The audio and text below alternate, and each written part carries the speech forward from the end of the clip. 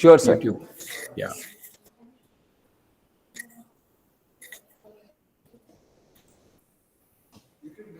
YouTube links on ఉన్నాయా? ఎందుకంటే there are about 30-40 people who will.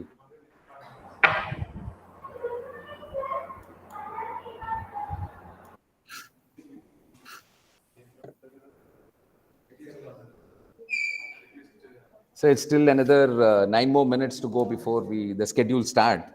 So Sure. yes, sir. So we'll just wait for people to log in, sir. Yeah, definitely.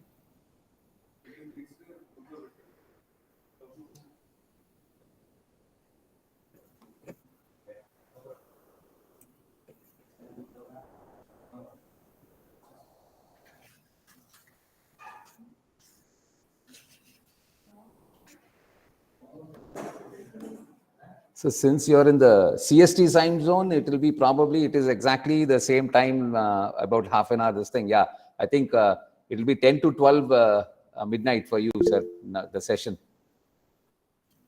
Yeah, so it will be definitely 10 to 12. Yes, sir.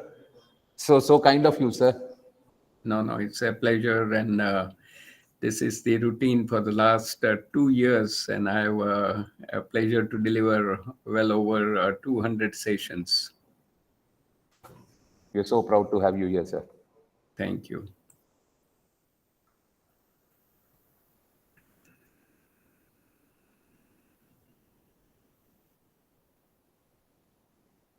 And you can make the announcement that periodically there will be interaction through chat box only. Yes. I will do that, sir. And they all need to be on a mute and do not open their video until the end. Yes. When we can take a picture. Yes, sure. Wonderful.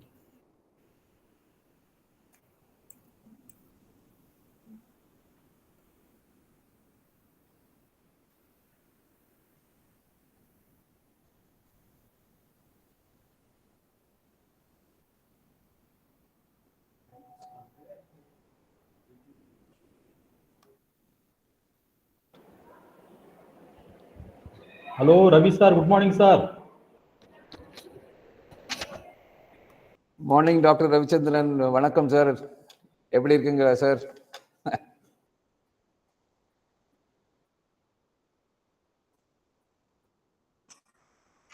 Sir, your voice, you're on.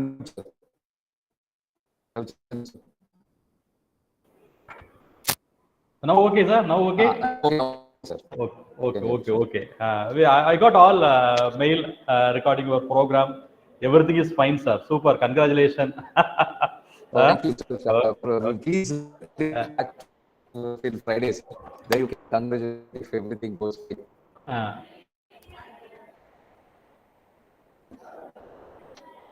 Okay, sir. I will continue this in a bit. Okay, sir. Thank you. Yes, sir. Thank you, sir. Thank you.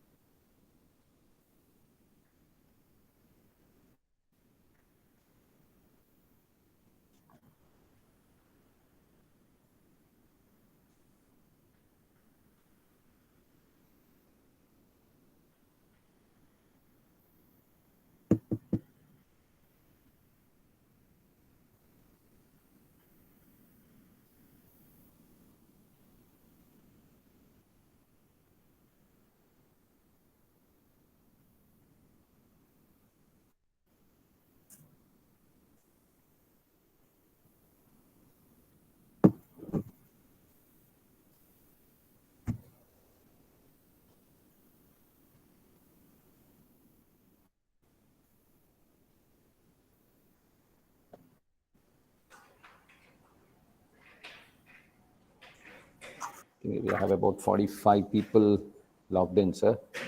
Yeah. Yeah, the first session is generally like this. People Yes. keep coming slowly. Yes, sir. Uh, Should we give them about 5 minutes or should we start yeah, it, sir? no problem. No Yes, problem. sir. Yes.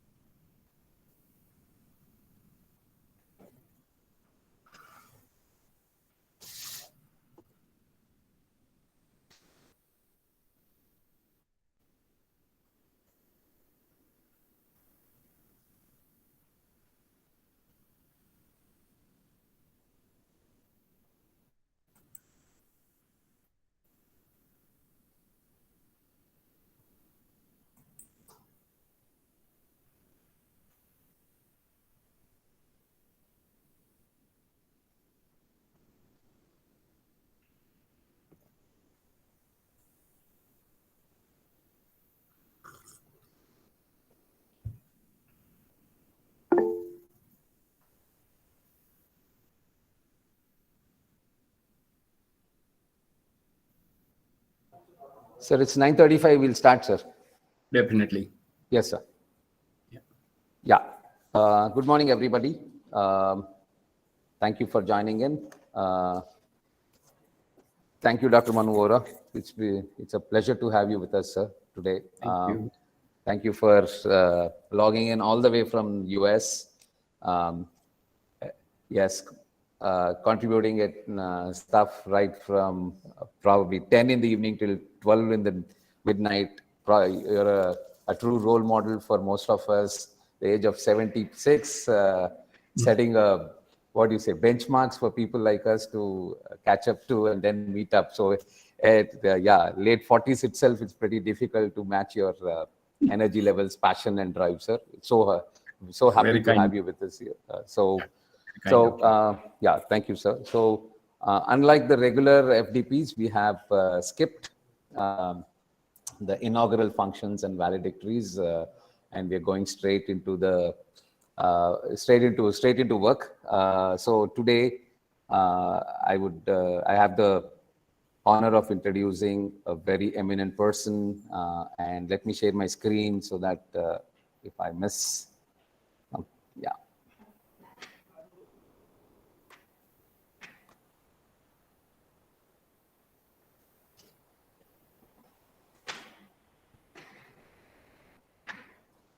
Can you see my screen? Yes. Yes. We have with us Dr. Manu K. Vora, who's now Chairman and President of Business Excellence Incorporation USA for the last 21 years. He has 47 years of leadership experience working with Fortune 500 companies and 29 years as adjunct faculty in operations management. You can see that the amount of contribution that he's making to academic institutions. Most of us on this call are academicians. It's a pride to be listening to a person of his stature. 680 educational institutions worldwide. In fact, we are trying to get him to be on the advisory board of the Incubation Center of Andhra University. And hopefully he will be kind enough to give his consent and be a part of it. He's delivered 1,200 plus presentations, published 75 articles in various journals and books of repute or journals of repute. And then again, he's a blogger, 50 blog posts on quality management, TEDx speaker, both in India and US,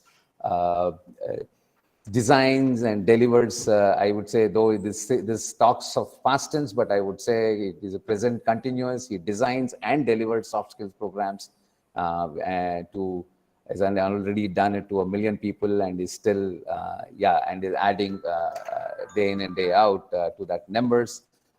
Is a Fulbright specialist to the US Department of State, and he continues to do that till 2023. So probably we'll need your help and guidance, sir, for applying for the Fulbright scholarships.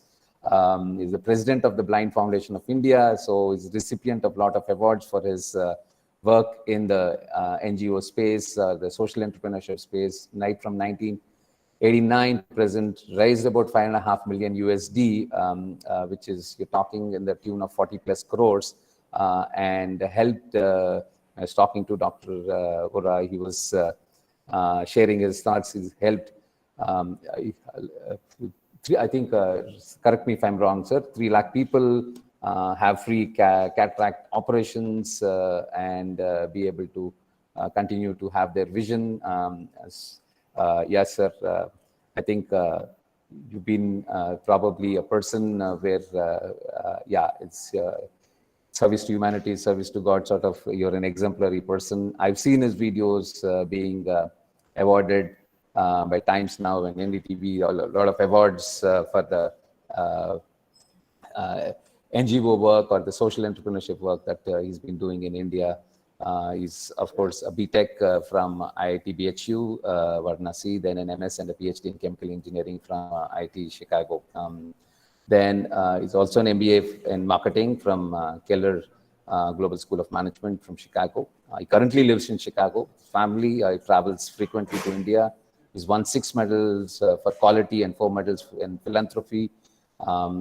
He's got 56 awards, a long list of outstanding professional contributions and commitments, 56 awards and 35 awards for his commitment and service to the community, both in India and the US. Yeah, it's such a pride and a moment and a honor for all of us to listen to you, sir. And yes, you are also, while this doesn't tell very in depth about him, he's a guru in quality management, worked with the gurus like Deming and others. They've been in the committees for Durong or Deming's awards and Balred George and other stuff. So he's the person that we surely look up to. And, yeah, we look up to. And sir, so kind of you for sparing your time for us and then being available with us so late in the evening. Dr. Manu has logged in all the way from Chicago in the US and delivering the 2-hour sessions for the benefit of us today. Thank you so much, sir. And over to you, sir. Okay. Thank you, Raviji, for a very kind introduction and actually inviting me for a wonderful FDP you have designed. And I want to mention that Dr. Mamta Rani Agarwal ji has joined, and she is listening in as well from Atal Academy. She is the one managing the entire program for the India as a Nation for Atal Academy FDPs. So welcome to Dr. Mamta Rani ji as well. So today my topic is soft skills for entrepreneurial excellence. And I have a number of things I want to share. So let's begin the journey. And give me a second. I need to bring it up so we can start the deliberation. And one suggestion, kindly keep your volume microphone muted. And also periodically I'll be checking in through chat box and I'll ask for a specific input so that we can have some interactions all along the way. And I've broken it into different segments of various aspects of soft skills. So please try to be attentive, provide your input and make it extremely interactive through chat box, please. So here is the roadmap for this morning. I'll begin with a simple model. I've been using it for the last 29 years when I teach in the classroom. And since most of the people joining are the faculty, so I wanted to share with them what is one way to engage our learners first. Then we can transmit the knowledge. Then I'm going to focus at a high level, what is the importance of soft skills and share with you some of the results obtained over the years, specifically at the India scene. And we will take a look at Dr. Deming's cycle on what is the importance of planning in designing your course, curriculum, FDP, as well as preparing the students in the entrepreneurship space. And then we'll walk through the 6 critical skills for the entrepreneurial success shown here. At the end of those 6 items, I'll take you through a slice of social entrepreneurship or giving back for nation building.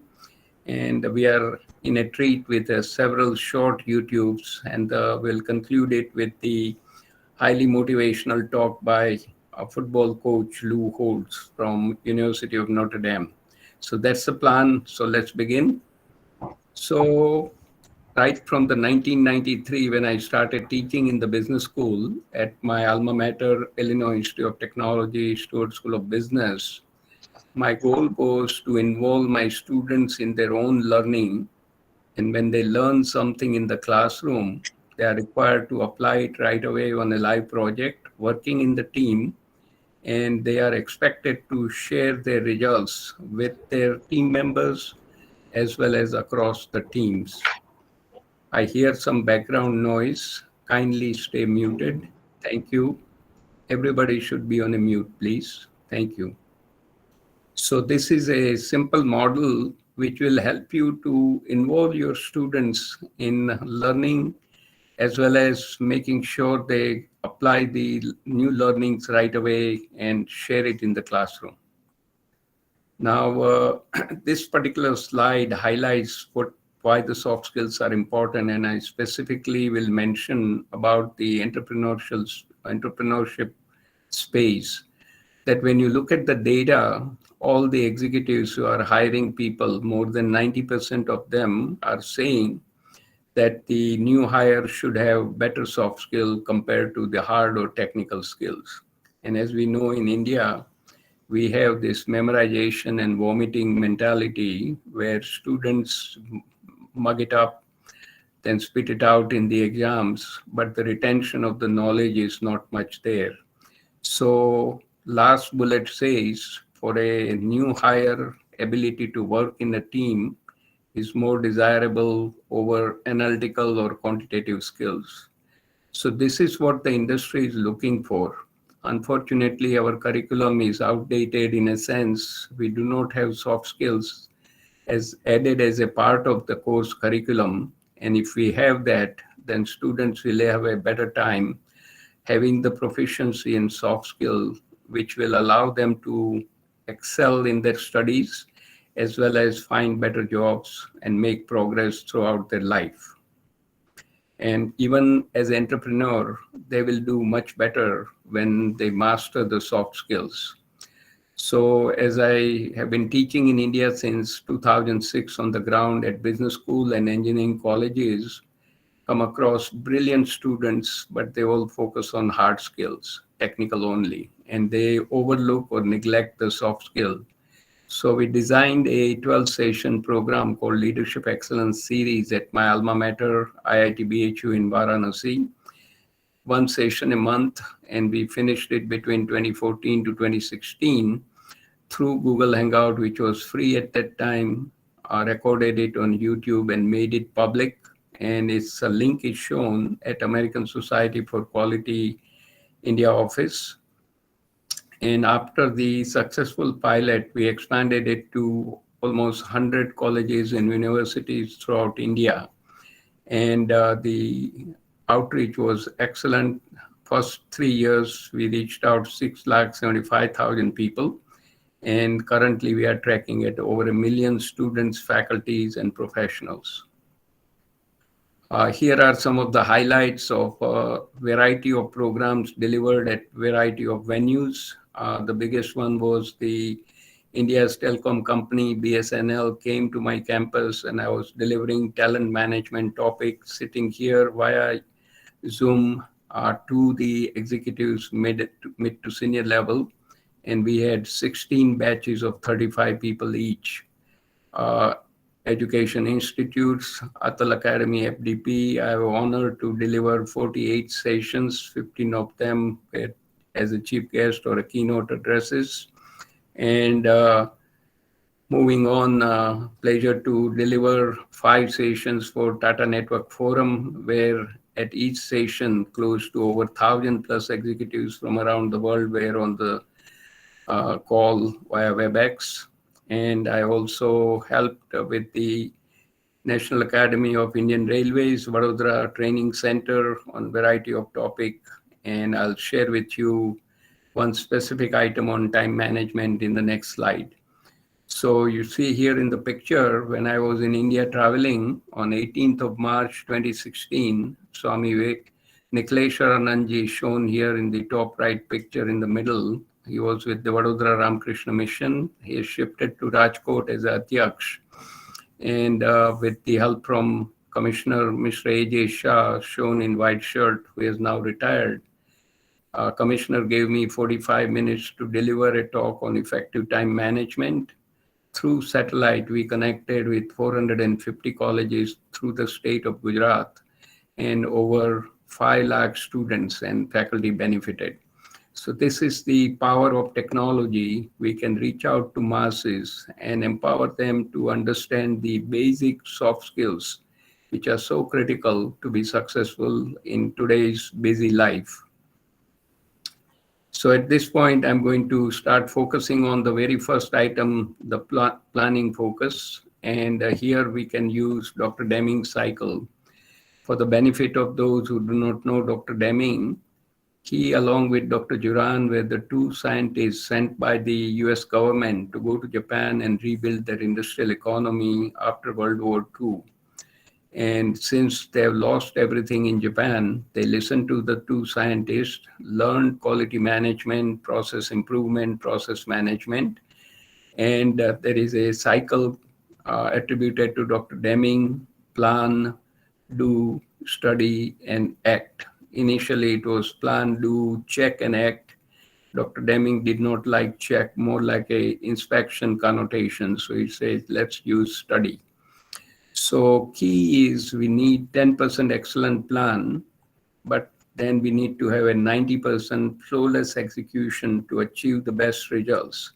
And this is the guidance for the entrepreneurs in the making and those faculty who are teaching the entrepreneurship program. You need to emphasize that a tremendous amount of effort should be first put in the proper planning. And if we do the plan well, then roll up the sleeves and execute it to get the best results you can expect.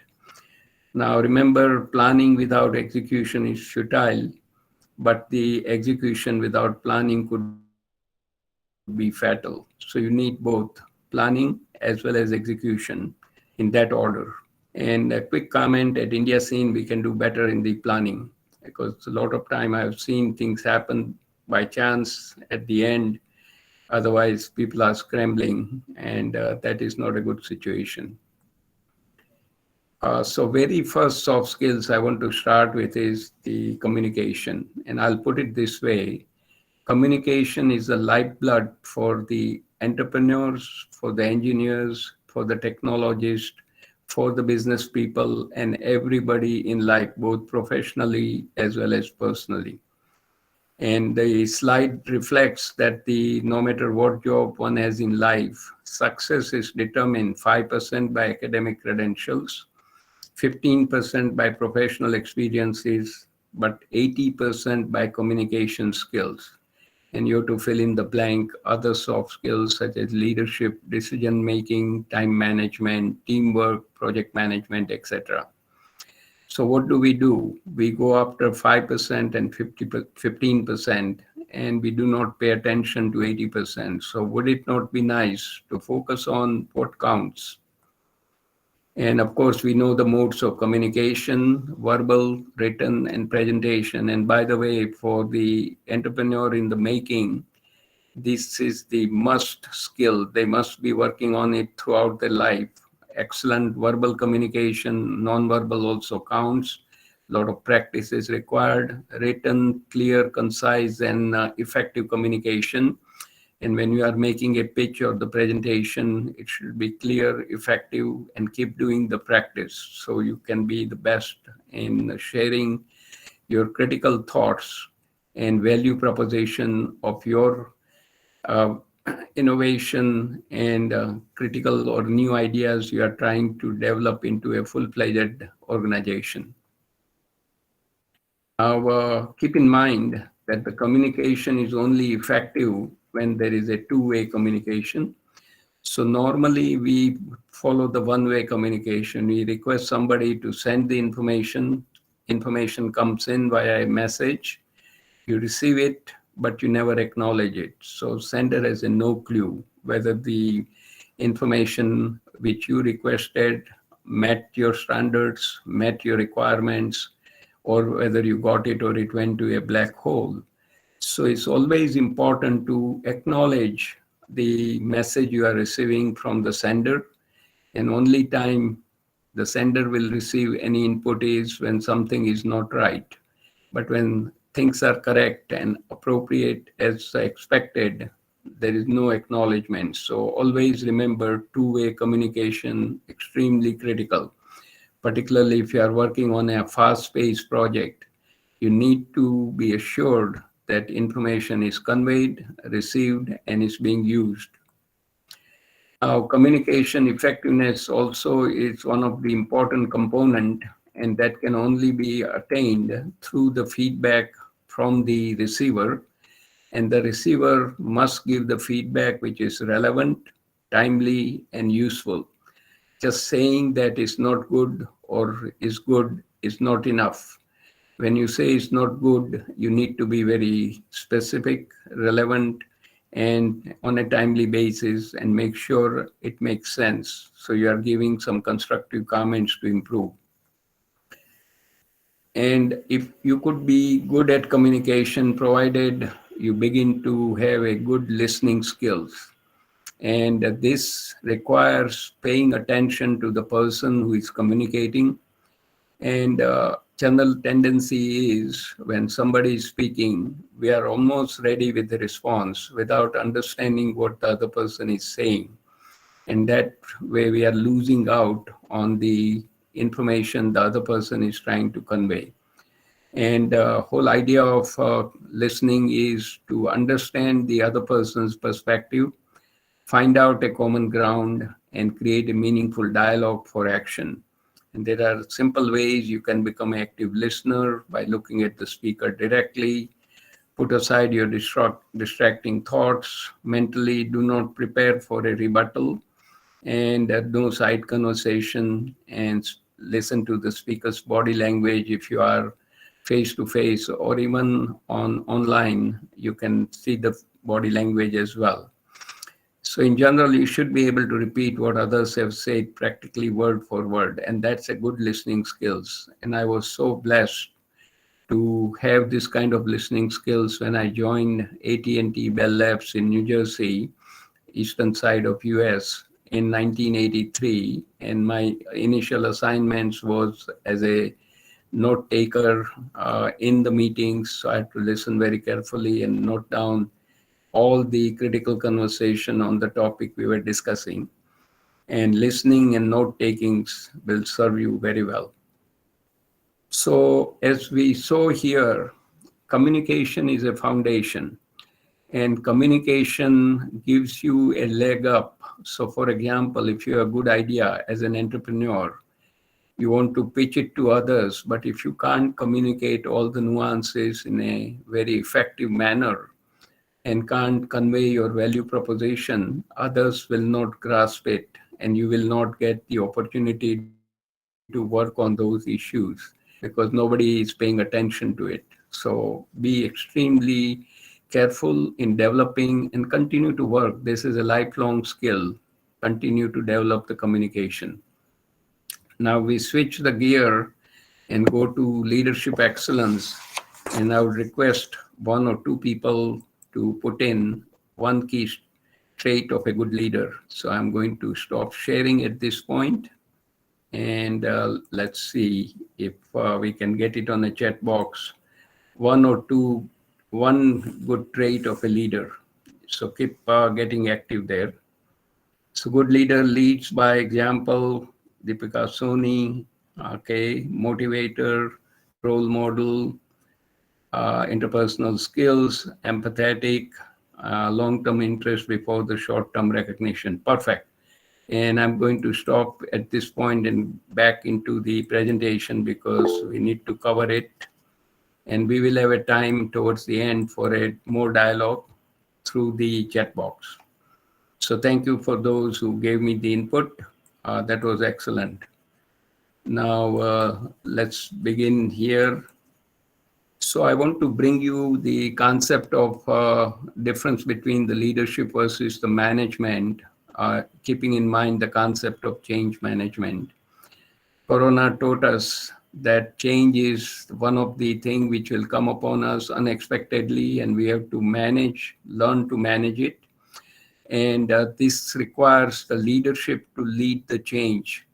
And a lot of time leaders create the change, and their presence is needed 75 to 90% of the time because they provide the direction, overall plan, align people, motivate and inspire them. Now management has a secondary role between 10 to 25%. They do usual management functions, plan, budget, organize staff, control and problem solving. Interesting quote from Dr. Stephen Covey, a management think tank.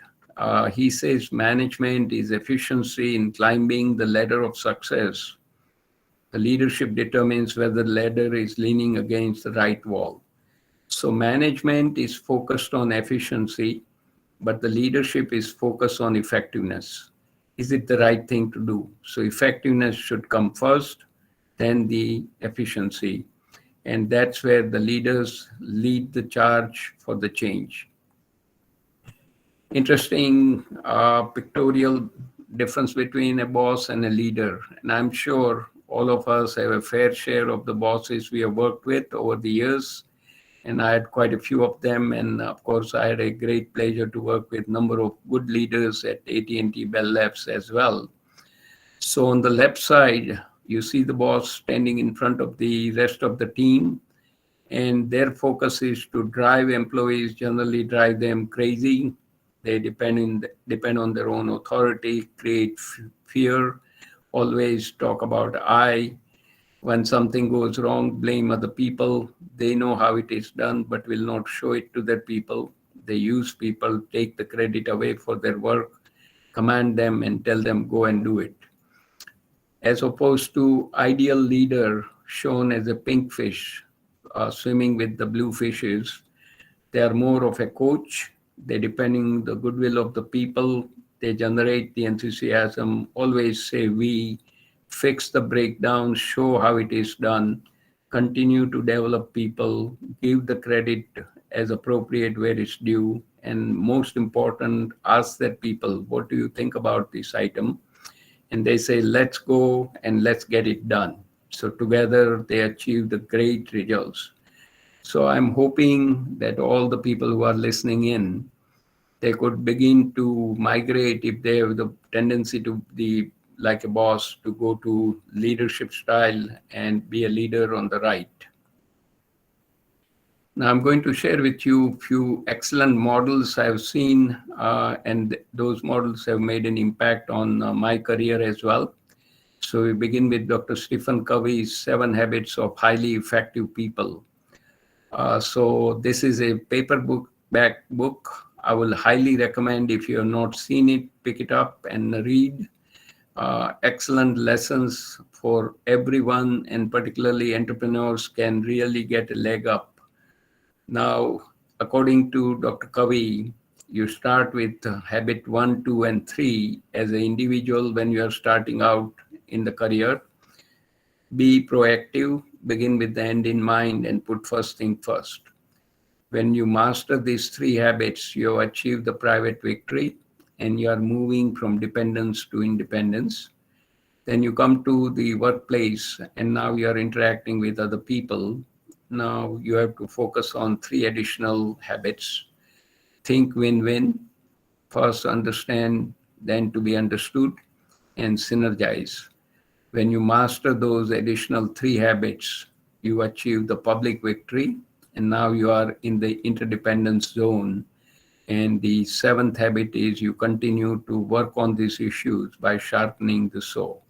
Excellent guidance of doing things in the right order and achieving the great results in anything and everything you touch. Here is a excellent model called Tipping Point Leadership. It's a public sector work done by a gentleman who worked in Boston and New York. His leadership style is written up by 2 faculty from INSEAD, the Harvard of Europe, outside of Paris in France. So the person who worked on this has a simple message that the leadership he displayed, and according to him, in any organization, there will be 4 different hurdles. First is a cognitive hurdle, next is resource hurdle, third is motivation hurdle, fourth is a political hurdle. So William Bratton worked for almost more than 2 decades in Boston and New York. And his goal was to empower the workforce, essentially the police department, to put them in front of the problem so that they cannot say there is no issue. So the story is New York was the murder capital of the world in early 1990. So he asked his managers not to drive, but take the public transport, the railway, subway. And they found out that there was so much robbery and mugging going on they realize there is an issue and they need to find a solution. In the resource hurdle, one of the precinct, there was a narcotics or illegal drug issue. So temporarily infuse a lot of resources to tackle that problem and reassign the resources to the next big issue. So you never will get more resources all the time. You have to make use of the resources in the most optimal way. Third, he had a 80 member, 80 precincts, and each precinct captain were given a goal to achieve. So every week he will put up one or two precinct captain who had achieved great results to showcase their great work. He was putting a spotlight on people who had done great work, and others will be, through the peer pressure, aspire to be on the platform the following weeks. And the last item, political hurdle. William Bratton was a key, very shrewd strategist. He came up with a simple formula to curb the violence and the robbery in New York. Simple formula, one strike and you are out. So whether the person steals a loaf of bread or commits a murder, they both go to the jail and there is no excuse. Now, the legislative branch, which manages the prison system, they were worried that we do not have enough prisons to house these people who are put behind bar. He convinced then Mayor Rudy Giuliani about the importance of these one strike and out rule. Mayor agreed with him, so he bypassed the naysayers and put that new process in place. Somehow they manage a lot of influx of people getting behind bar, but starting second year onward, the crime rate started coming down and New York is no longer the murder capital of the world.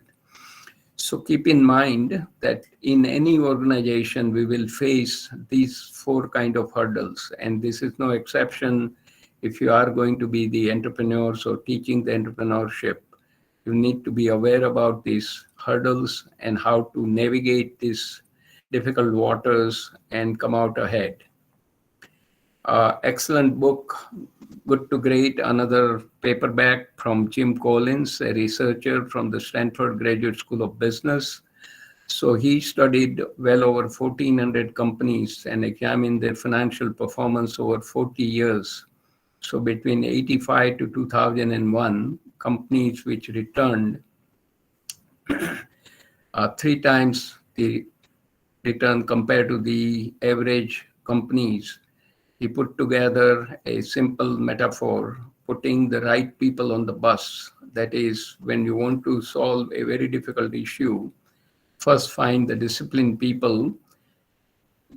They will come together, do the disciplined thinking, and arrive at a 1 or 2 critical area to take disciplined actions, which will allow them to build the greatness for the organization to last forever.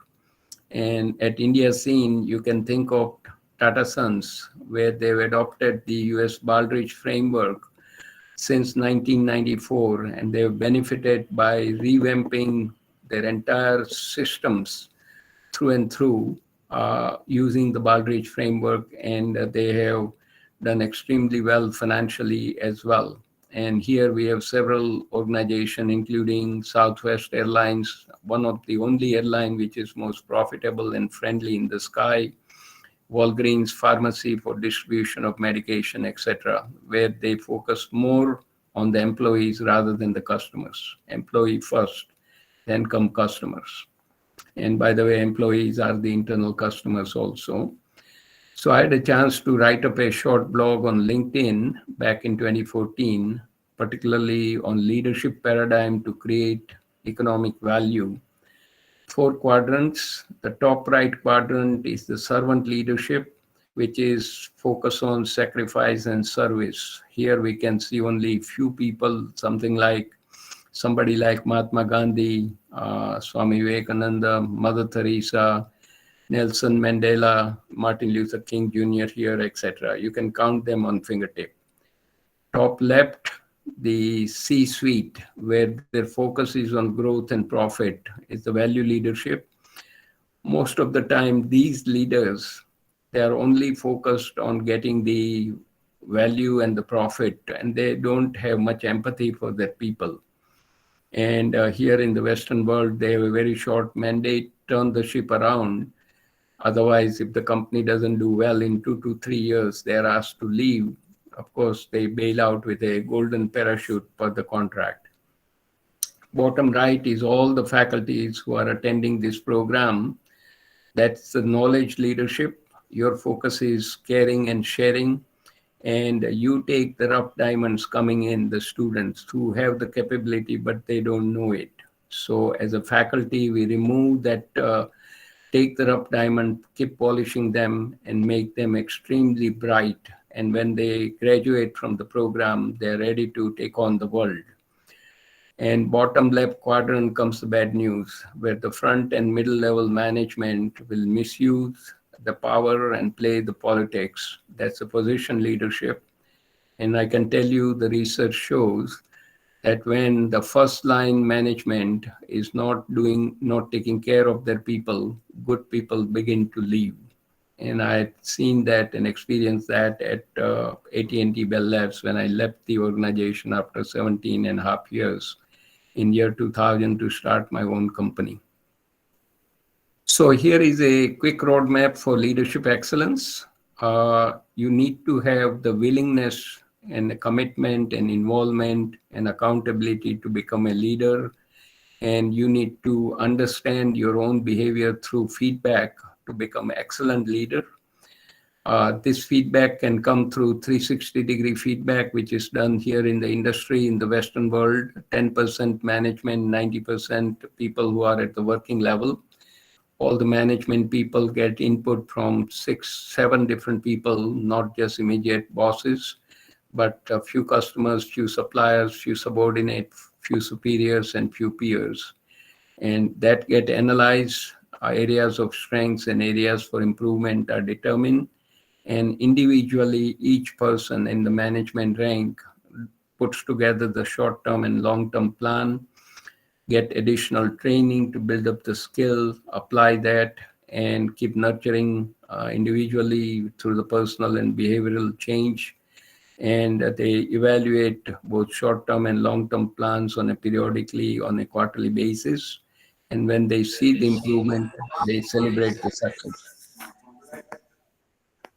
Thank you. Stay muted, please. So this is the roadmap for leadership excellence. Kindly put everybody to mute. It's very disturbing, please. Now, one last aspect in the leadership. Now, the leaders are required to be socially responsible. So when I came to this country as a Tata Scholar, the program had a focus of sending the bright students from India overseas. And when they get the education, they were supposed to be coming back to help India and help in the nation building. I did not return back, but I'm very committed to helping India back. So when I came to know that India has a 15 million blind people, we started a foundation back in '89, and our major focus is to prevent and cure blindness and educate and rehabilitate permanently blind people in India. We have a website, blindfoundation.org. We have raised 5.5 million US dollar, 240,000 free cataracts, 136 mobile vans for transporting doctor to remote areas, 10,000 braille kits, and million children and million adults eyesight were checked free of charge. And the second aspect, so the first one was the free Chakshudan, 33rd year, and we are in the free Kyandan, the Leadership Excellence Series program on the 9th year since 2013. And we talked about it early on. So this effort of delivering soft skills and empowering our students, faculties, and professionals, I think is a very critical component of uplifting India's in terms of better skilling, upskilling, and reskilling the upcoming generation of leaders. Now, I just want to make a short pitch. If you buy it on Amazon, if you take Amazon Smile link and put Blind Foundation for India as a recipient, automatically all the purchases you make, 0.5% of that comes to the Blind Foundation. And every $20 is a one cataract operation in India versus we pay $4,000 here in the US for a single cataract. So it's very cost effective, and our medical partners have done great work. Most of them are Ramakrishna missions throughout India. Now I'm going to stop sharing here and go to a different tab to show you this short YouTube on 7 leadership principles from the life of an eagle. So bear with me. This is all been checked out. So we have 104 people at the moment. Let's hope more people will join.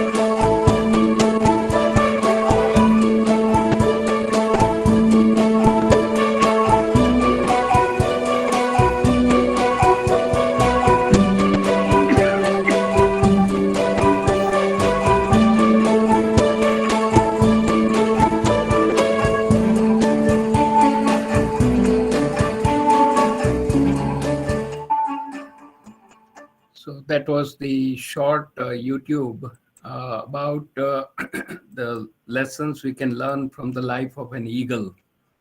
So I hope all of you could reflect on that. Back to the presentation.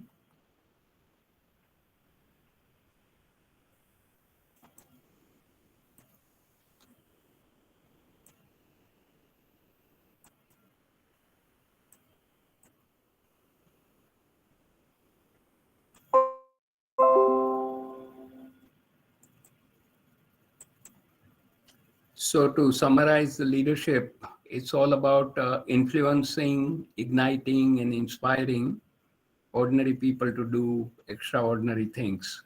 So keep in mind, leadership is very direct, and it's all about how much you can influence, ignite, and inspire other people to do extraordinary things. And this applies to your entrepreneurship dreams as well. So you need to be a leader. You need to create leaders at all levels in your entrepreneurship area, and make sure you are building excellent team. So at this point, I'll take one key takeaway from few volunteers. So let me stop sharing at this point, and let's get back through the chat. One key takeaway. Few people, please keep coming in, and clock is running. So we want to make sure that you are engaged and providing the input. So instead of just the excellent session, which is great, keep giving one key takeaway for the segment we have just covered for the leadership. Please come in.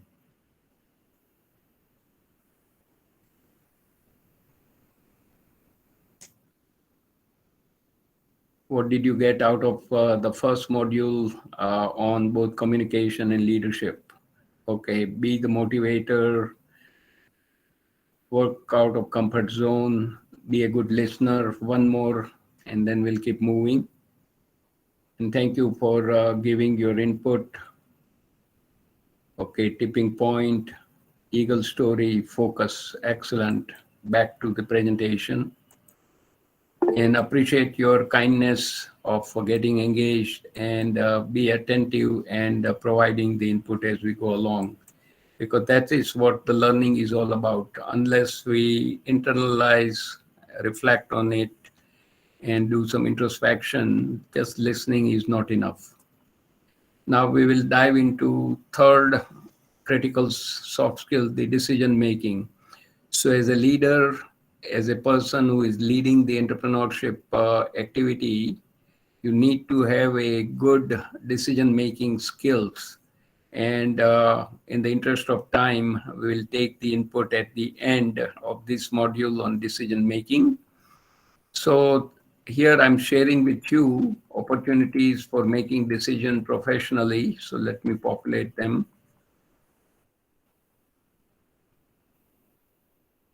As you could see here, there are so many places we make decisions as a professional, and it applies to you as an entrepreneur or those who are teaching the entrepreneurship as a subject, that in each of these areas, you have to make a decision to find the right people to join your team. Once they are on board, you need to have a orientation, provide some quick training on what you are trying to achieve, create some initial assignment, give them constant feedback, do the coaching, mentor them, allow them to grow professionally. And if they do not work out, ask them to go somewhere else, and so on and so forth. And in the personal space, we make decisions all the time. Now, these decisions begin with the time we are born all the way to the time we go and meet the Creator. So whole life we make the decisions. The issue is, are we making the right decisions, and are we effective in making decisions? So here is one of the simple tool you can keep in mind, a tree diagram. This is a quality management tool coming from Japan. And here you can see at a glance, a lot of information is put together on a single chart. Of course, this is not the best example during Corona time, but when the things are stabilizing, you want to go on vacation, that's a decision level 1. Gives you 3 options at decision level 2. And for each of those 3 options, there are more options at decision level 3, leading to a specific outcome. So by putting a lot of information on a single piece of paper, you can trace back from left to right and continue to develop your plan of action of what decisions you will make based on the outcome desired at the end of the decisions. Now, in this slide, I'm sharing with you that the decision making is a skill which we can learn and improve with practice. And there are 6 basic decision making models. First is scientific, knowledge based. Second is ethical, to do the right thing. Economical, net gain. Political, whether it will be palatable to the people who are going to be putting those decisions into action. Experience based, based on past knowledge. And habitual, which is default based. First 5 of the models are proactive. 6th model is reactive. So do not always fall back to the 6th model. And keep in mind that if the decisions are more complex, you may be using multiple models in collaboration, in concert with each other, to solve the most complex and make a most complex decisions. And by the way, this decision making has a lot to do with making ethical decisions. As a leader running your entrepreneurship program, you need to be ethical so that at the end of the day, you are not doing anything to harm anyone else. Now, there are 9 steps to decision making. And by the way, I had given a presentation on decision making about 10 years back at a local park district, more like a forest department. And they were training senior managers and entry-level managers. So over the years, the program has been updated. And I went to my major source, Harvard Business Review, top 10 articles on decision making, read all of them and summarized them in the presentation, and added some nice YouTubes, etc., for making it more convenient and useful. So when you have more options and the decisions are pending, life could be very complicated, but you need to take control and decide to be decisive. And one needs to develop the ability to be decisive through having a good mindset. And there are 9 steps which will allow you to become decisive. So believe in yourself, visualize as a firm decision maker. There is no bad decision, action beats the inaction. You need to be brave, do not be afraid of making mistakes. Then have faith in your decisions, go with your instinct, take a step back to think out of the box and expand the possibilities. Set time limit, and a lot of people do make the decision under deadline. Have a persistent practice, make fast decisions often. And once you keep making good decisions over a period of time, you will become an excellent decision maker. And when the decision is extremely critical, think out loud by clearly defining the question, writing down the options and assumptions, and consult your colleagues and peers to see what is the best path forward for making a right decision. Now, there's a confusion about who makes the decision, and that's the reason a lot of time decisions are either not made, or once the decisions are made, they are not implemented in the organization. So there is ambiguity of who will take what actions. So here is a rapid model where Arsh talks about who will recommend course of actions for a key decision. A means who will agree to the recommendation before it can go forward. P, who will perform the actions on to implement the decision. I, whose input is needed to determine the proposal's feasibility. And D is the one who decides that the decision is done and the closure should come so that you can begin to implement it in the organization. So these are some of the nice thought-provoking ideas which will allow us to become good decision maker and become good entrepreneurs by making the right decisions at the right time and continue to improve them. Now, I'll take 2 or 3 people's input in terms of what your thoughts are in terms of making effective decisions. So please keep coming through the chat box. On decision making, one key takeaway, please. And appreciate those who are giving the input to make it interactive. Keep coming in.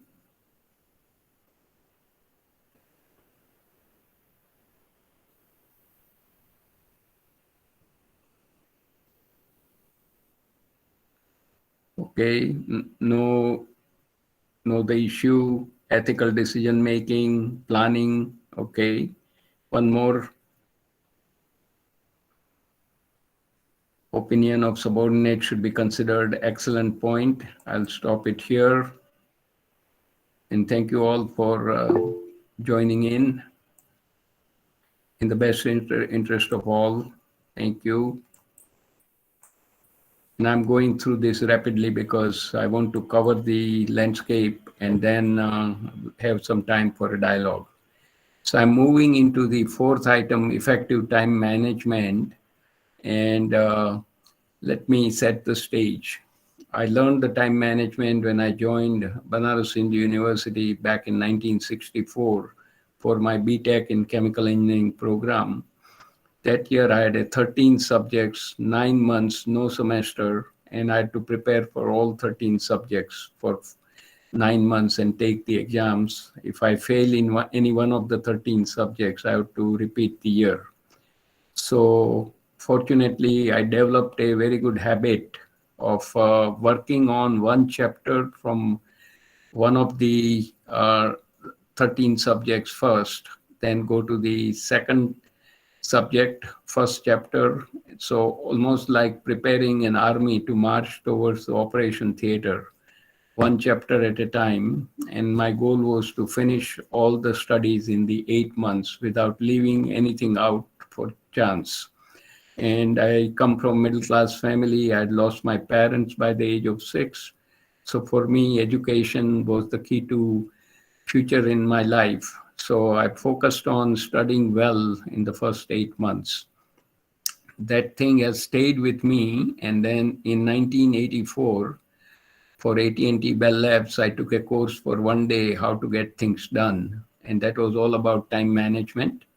And these are the components of the time management: setting the goal, prioritizing your time, planning your whole day, what decisions you will make. We just saw that, how to schedule your time, saying no when you are busy, how to organize, how to avoid interruptions, how do you manage meetings, one of the biggest time waster, how to not to have procrastination, which is a common thing we all deal with, how do we delegate to others, and how do we collaborate in the institutions where you are working to get best ideas from others.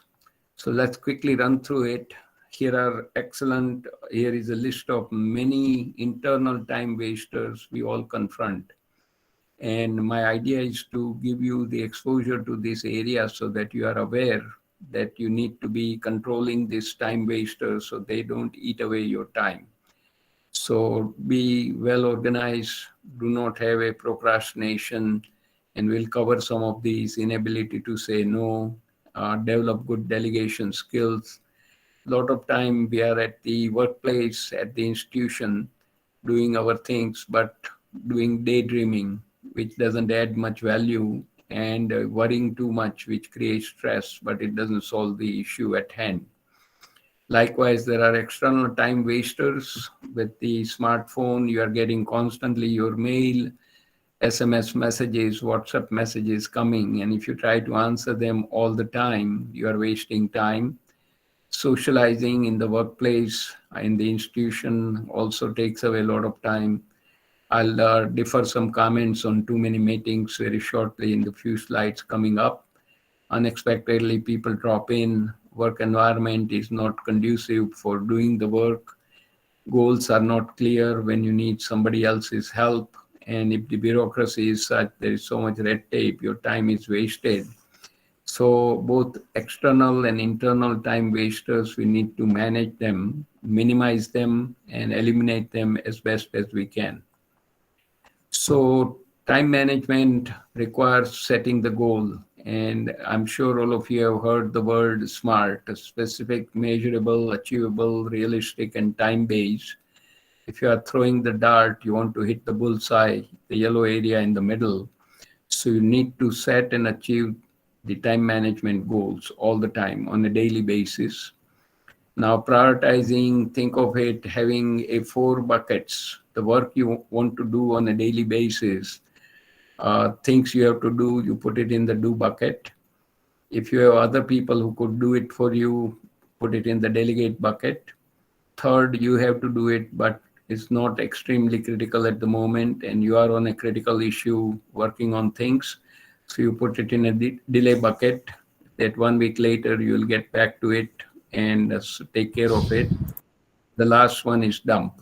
Most of the things coming your way should go into the dump basket and do not see the light of the day.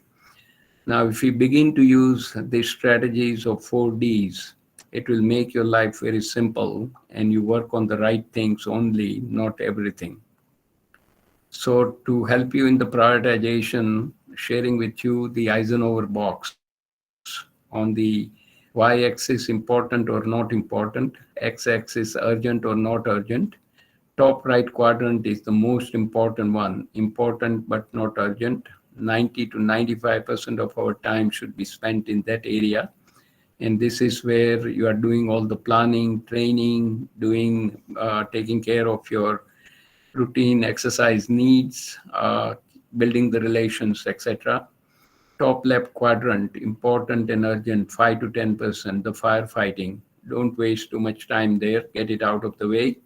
And the bottom 2 quadrants have no place, either because it's a time waster. Now, I'm not sure whether you keep the plan on an annual, monthly, or weekly basis, but develop a good habit to do checklist on a daily basis. And what will you put at the top? Most important things, one or two important items you need to accomplish on a daily basis at the top of the list. And even as an entrepreneur, you have a limited time and your time is precious. You put most important items you need to accomplish for that day at the top of the list. And once you accomplish them, you feel satisfied. So focus on outcome, not just on actions. Meetings. So this is one of the deadliest sin. We are all paying price for it throughout the world, and always questions the need and frequency of the meetings, and look for agenda in advance. Only the right people should be attending the meeting. Have a facilitator to keep the meeting on track. Keep the meeting short. 30 minutes are a good meeting on one issue at a time. Keep track of the agenda, decisions, and designated follow-up. And maximize collaboration through email outside the meeting. And there is a simple guidance: use PAL system, purpose, agenda, and limit at the front end, and lot of planning needed, excellent participation in the meeting, and good follow-up. That's a PPF. There's an excellent book you may want to pick up. Death by Meeting is the title, by Patrick Lencioni. And according to him, world over, most of the meetings are ineffective. And secondly, by the way, they are boring as well. So they are wasting your time. And here is a shocking stats from the Harvard Business Review. It says the meetings consume about 62 hours per month of employees' time, half of which is estimated to be wasted. In other words, 40% of the working time is spent in meetings, 2 days per week. Half of that is 1 day per week is wasted. And think of it other way. Google as a company allows 1 day of a week as a free day, where you don't have to worry about your work, immediate work. You think about new and innovative ways to build new products or services to help benefit the company.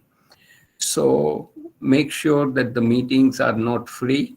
It consumes a lot of time. And if they are not effectively run, it doesn't give you any output which is meaningful. Organizing, we talked about keeping to-do list. Deal with your paperwork in a once only. Don't keep going back to it again and again.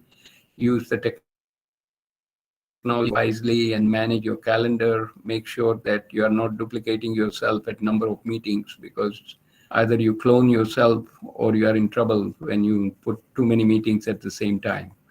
Now, this is one big issue. We all have a tendency not to say no, knowing fully well that our plate is full. And somebody will come, a lot of time is the immediate supervisor, manager will come and say, okay, can you add this on your list of things to do? So the metaphor you need to think of it is, you are sitting down for lunch or a dinner. There are some excellent delicacies given to you. You are almost full. And then the person who is serving you keeps adding more to your plate. And if you don't say no, knowing fully well that you can't eat it anymore because you are totally full, that's what it is at the workplace, at institute as well. Once you know for sure you cannot handle it for that time, you need to be polite and direct to tell them why you cannot take on any more thing at that point, but be respectful of their need and take care of it as soon as you can for them, rather than dropping everything you need to do and do it for others. Then you are going to be behind in your own important work. Handling interruptions. You are on a crucial deadline. Make yourself unavailable. Be polite and direct. Tell them to send the message, what they need help with, and then take care of it once you are done with your important project at the time. So I came across a nice definition of time. It says that time is slow when you wait. Time is fast when you are late. Time is deadly when you are sad, and time is short when you are happy. Time is endless when you are in pain. Time is long when you feel bored. Every time is determined by your feelings and your psychological condition and not by the clock. So enjoy and have a nice time always. So let's see if there is a one or two or three volunteers on the key takeaways on the time management segment. So please come in through the chat box. Time management, what did we get out of it? Prioritizing important ideas, 4Ds, excellent input, keep going. Few more volunteers saying no when you are doing important work, deciding priority of your own work, because at the end of the day, you have to show the results. One last one. Okay, organizing, very well. Okay, back to the presentation.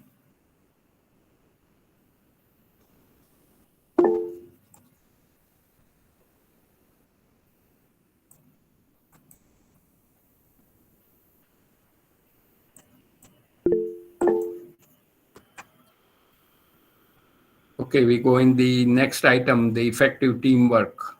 Now, in any enterprise, whether you are working in any of the domain, and specifically as an entrepreneur, when you are building your team, you need to make sure that the members you are selecting in your team are compatible with each other. They have the same value system, and they have the common vision through which they are all willing to work and sacrifice for achieving the goals and objectives of your critical mission you established.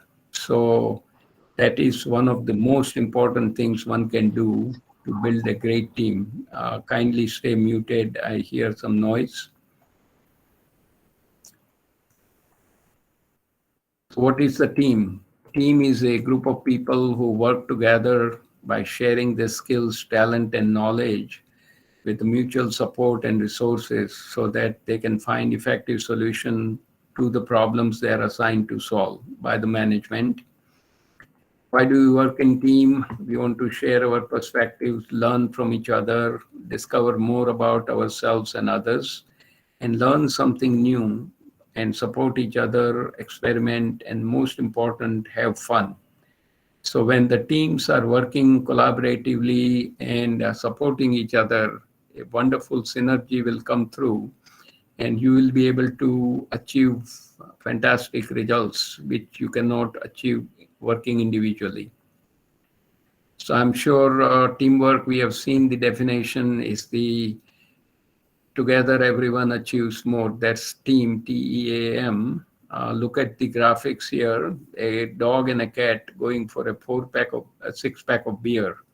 So when there is a common goal, even enemies will unite. So when you are in the workspace, either at the institute or creating your own entrepreneurial teams, there are no enemies. They are all professional colleagues and friends. So you have a common goal, you need to focus on it and build a great team. And this is where the leaders have an obligation to create a culture of cooperation by establishing very clear goals and expectations. And the team leader must be on the lookout whether there is any conflict brewing. So when two or more people work together, conflict is inevitable.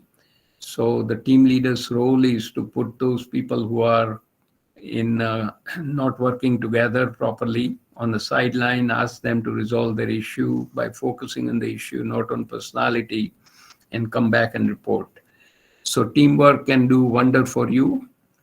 I want to bring in a special work done by the Gallup organization. Gallup is a marketing company here, and they've written a book by looking at successful people from around the world in all different domains, and wrote a book called Strengths Finder 2.0. Some of you may have seen this work.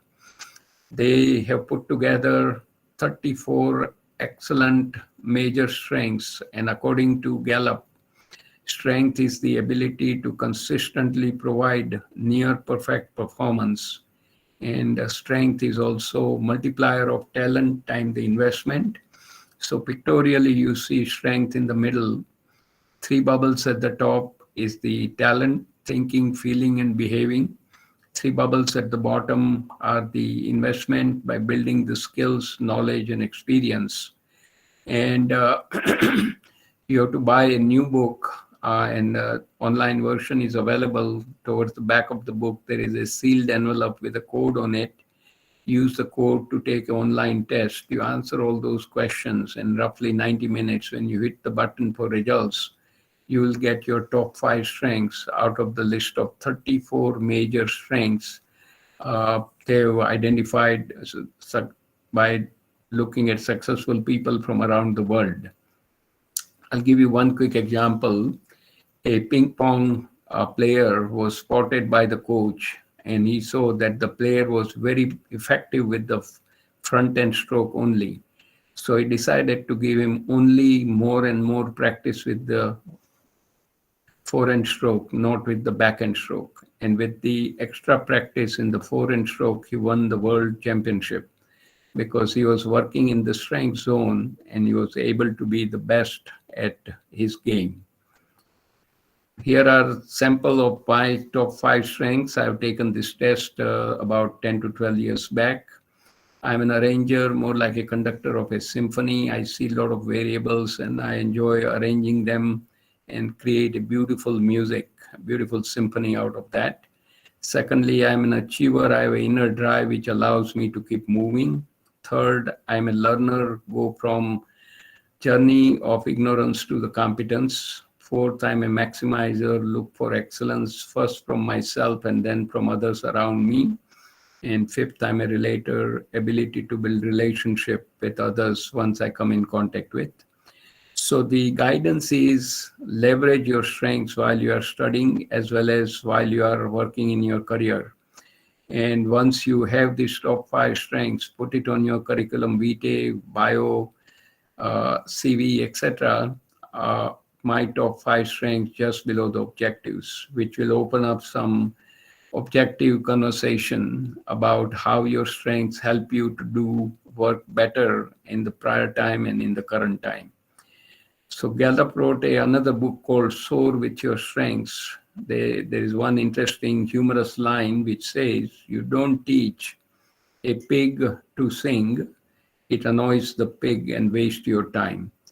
So what do we do in reality? At workplace, we beat up people when something goes wrong and we ignore all the good things done.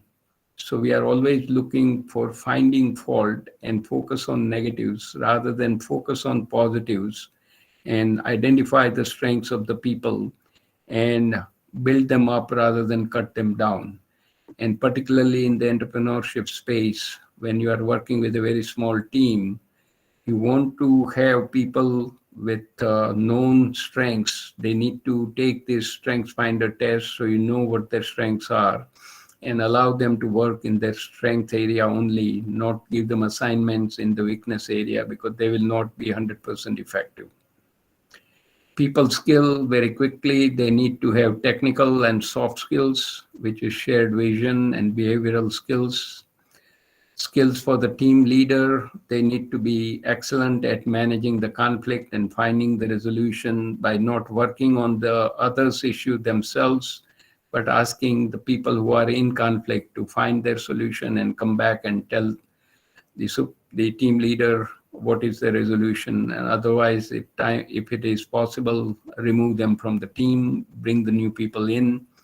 Managing your team, good, excellent leadership skill, decision-making, communication, good negotiation, because a lot of time you have to recruit other team members by asking your peers to get them on loan, particularly in the project, and cross-cultural training. Skills for team member, communication, as we already talked about, lifeblood of any activity, managing meetings properly. Don't do many meetings, do only critical meetings where decisions need to be made, and continue to work on shared decision making. Now we have an excellent 2 short videos. So let's listen to the first one, The Power of Good Teamwork. So I'll stop sharing and back to my tab.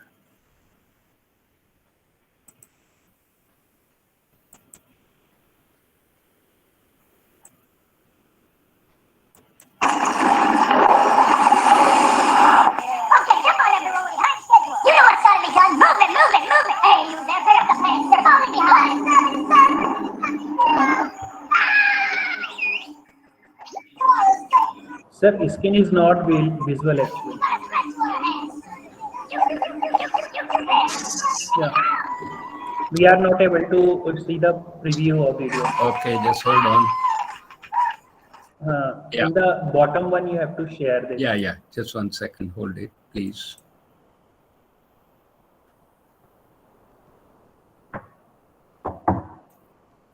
Yeah, sorry for that. Coming through the tab.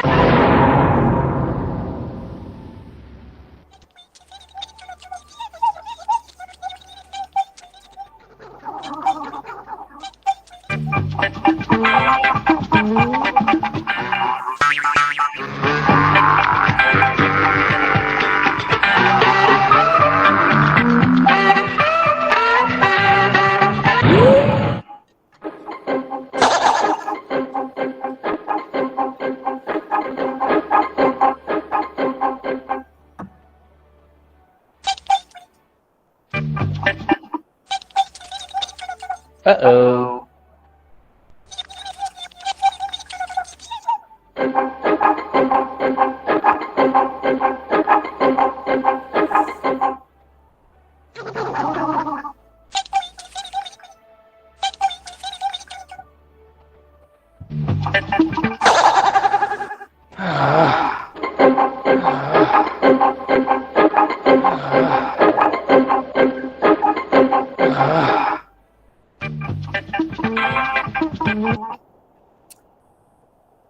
So basically, that's how one can have a creativity in the team setting so that you can tackle some most difficult issues and hopefully find a good solution for it. Okay, back to sharing the slides.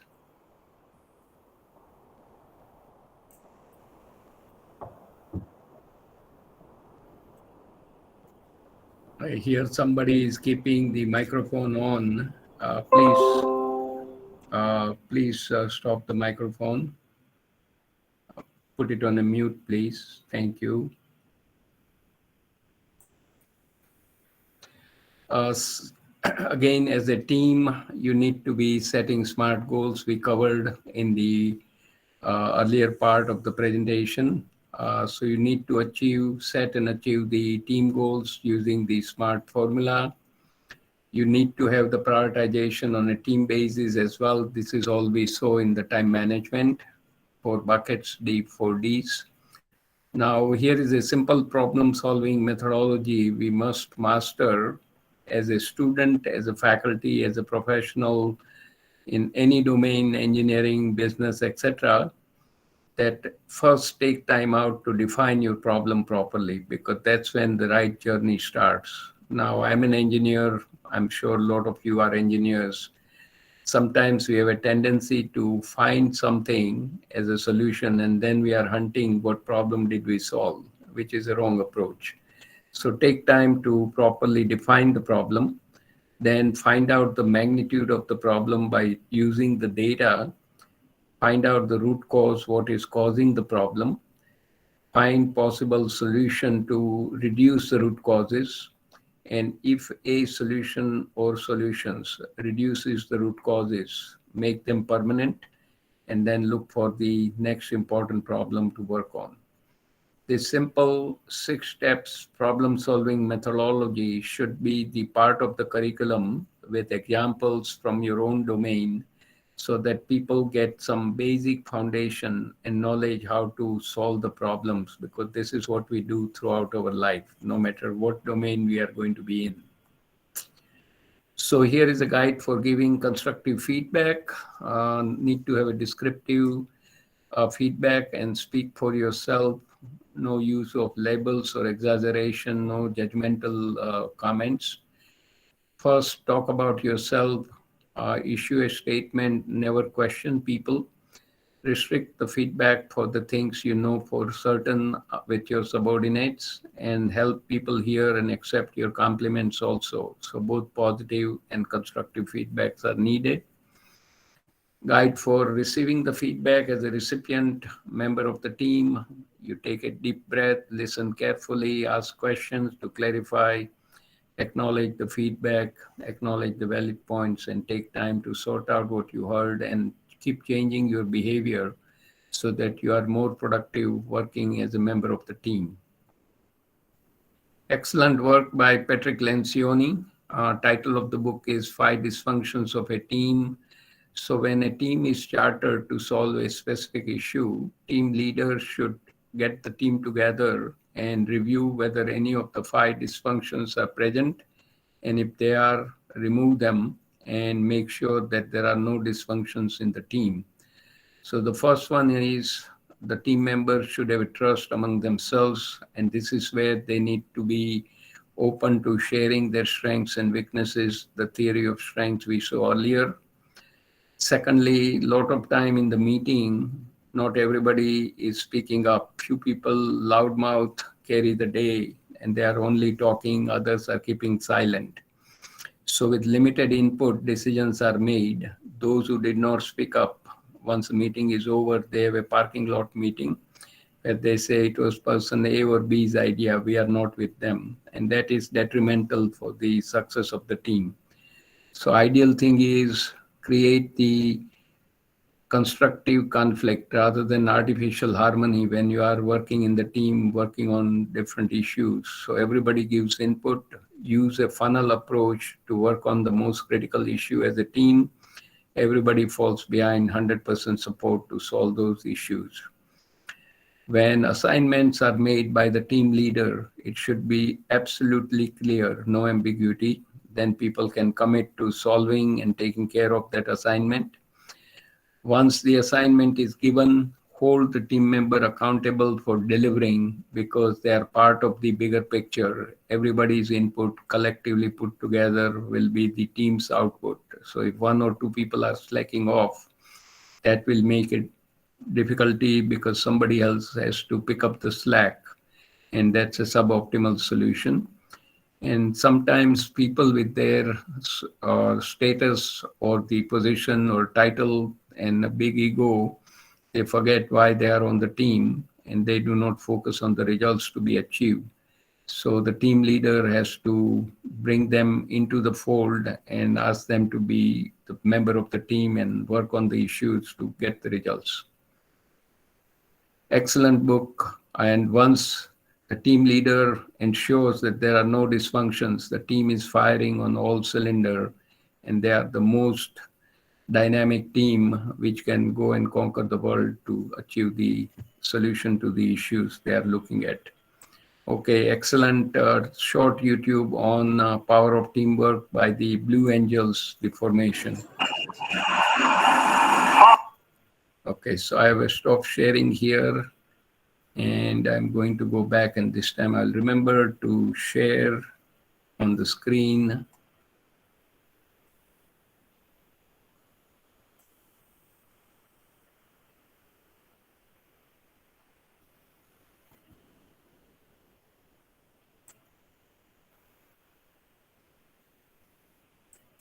Yeah, this Google Meet makes it slightly inconvenient. The platforms, you can just play it in the presentation itself. But yeah, there, it's already shared full screen.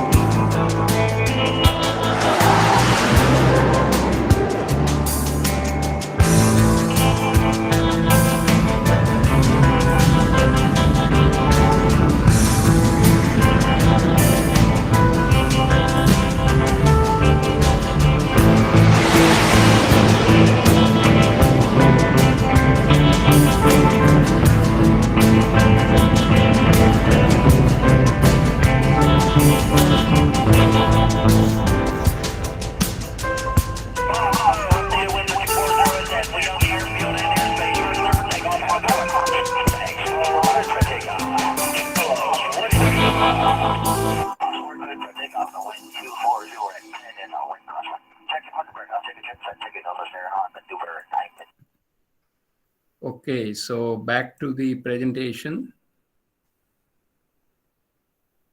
These are some interesting short YouTube to get the focus on what the teams can achieve when they are working in a collaborative and cooperating manner.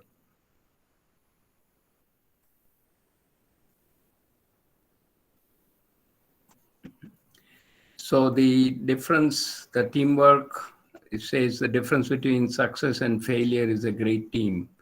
So as an entrepreneur, when you are putting your team together, if your team is successful, all members pulling in the right direction together, you can achieve the solution you are looking for, find the right customers, get the maximum value for your innovation, and sell your new concept with the product or service, which will make you successful. Okay, kindly stay muted, please. I think the discipline we have to develop now at this point. We will take a few comments about teamwork. One or two people, what did we get out of the teamwork segment? Your key takeaway. And please keep coming in quickly.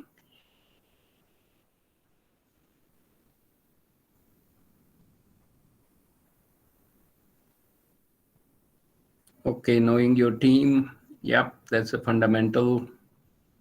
Better coordination. Couple more.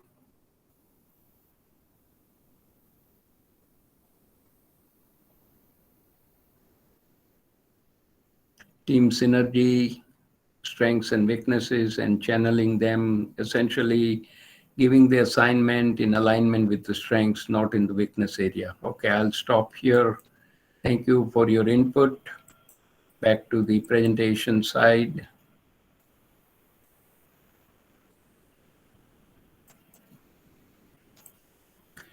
And now we are on the last item, the effective project management. And I'm going to share with you some highlights. There is quite a bit of information I've presented, which I've shared with Raviji. He will share it with all of you after my session is over, so that you pay attention in the live session. So project is a temporary organized effort to create a unique product, service, or a plan. And this is exactly we do this throughout our life, either as an engineer, entrepreneur, or even as a faculty. We keep working on project, and the business people keep managing the project. The characteristics of the projects are single definable purpose, with the performance, cost, and schedule as three critical metrics. It's unique one-time activity, temporary, with a limited time frame, start and finish. It's a horizontal activity cutting across the organization functions. You're doing something unfamiliar, so unfamiliarity brings the risk with it. So risk management is inherent part of project management, and it's something it's at stake when you're doing a project for your organization. So that is what the project is all about. Pictorially, it's fortunately there are only three goals: the performance, cost, and schedule, and you need to meet all three of them as confirmed with your project sponsor and signed off in the project charter. Now I'm sharing with you a brief slice of one of the project, like software project, and there are many different types of project you can think of, but data on software projects talks about initial set of software failure data coming in 1994 from UK.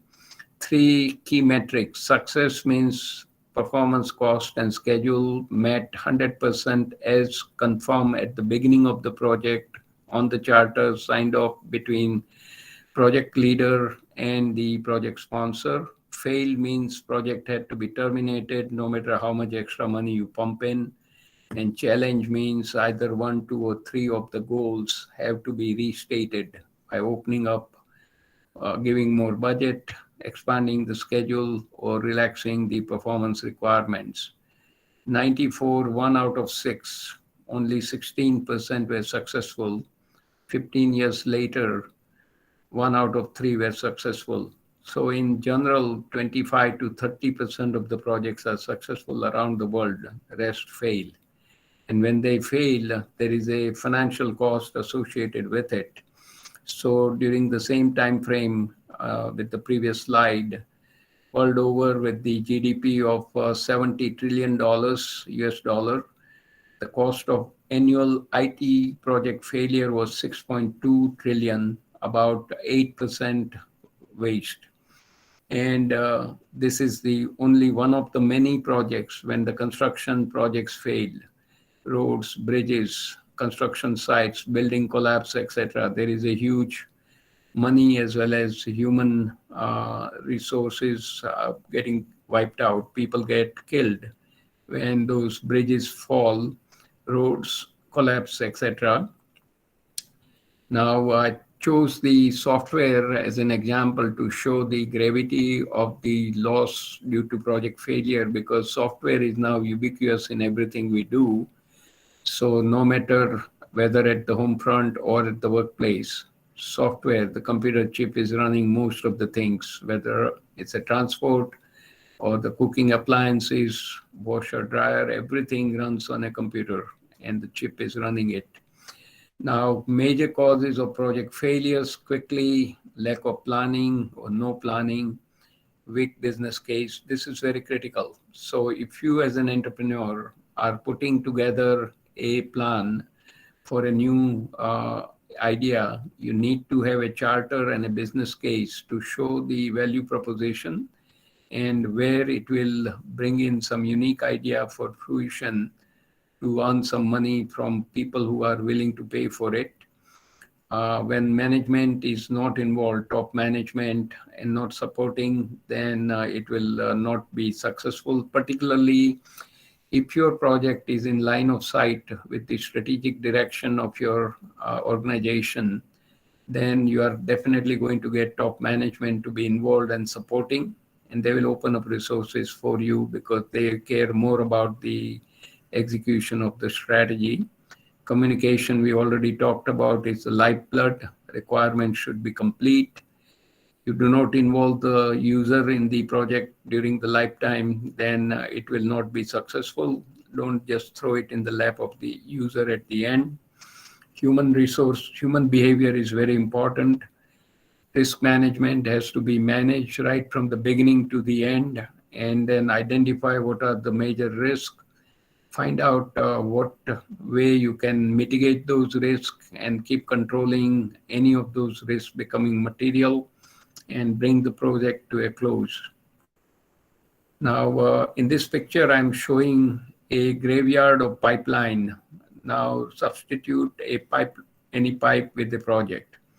This is the scenario at most of the organization where many projects are starting. You do not have the right resources, so they are not funded. And when something else pops up, the resources are pulled back from project 1 to goes to project 2.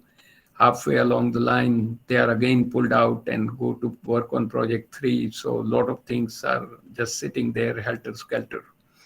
So to avoid this trap, you need to have a concept of project management office, which most of the big organizations do. So at the beginning of the year, so before the new year starts, in the last few months of the previous year, the collection of all the projects coming in the pipeline are collected, and then they are prioritized based on the impact to the customer, impact to the organization, and the feasibility and the cost and the time available to work on those projects.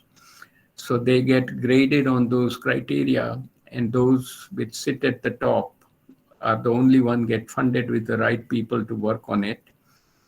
Once they are completed, you go to the next level and continue to coming down, rather than fund everything where the limited resources, you cannot achieve success.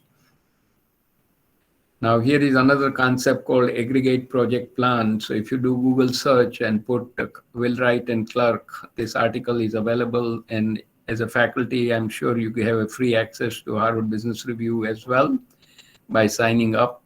And this article talked about new product development, where they had a small company doing 33 projects, and none of the projects were getting completed on time, and customers were mad like hell. So they adopted this approach of aggregate project plan by putting few projects on each of these different platforms. One is a derivative project with minor changes. For example, from the automotive example, you are just touching up and coming up with a new paint on a car. Platform projects where you are coming up with the next model 2-3 years later. Breakthrough projects, either electric car like Tesla or hybrid like Toyota. R&D projects where Sony came out with a three-dimensional TV, and you need a special goggles glasses to see those 3D program.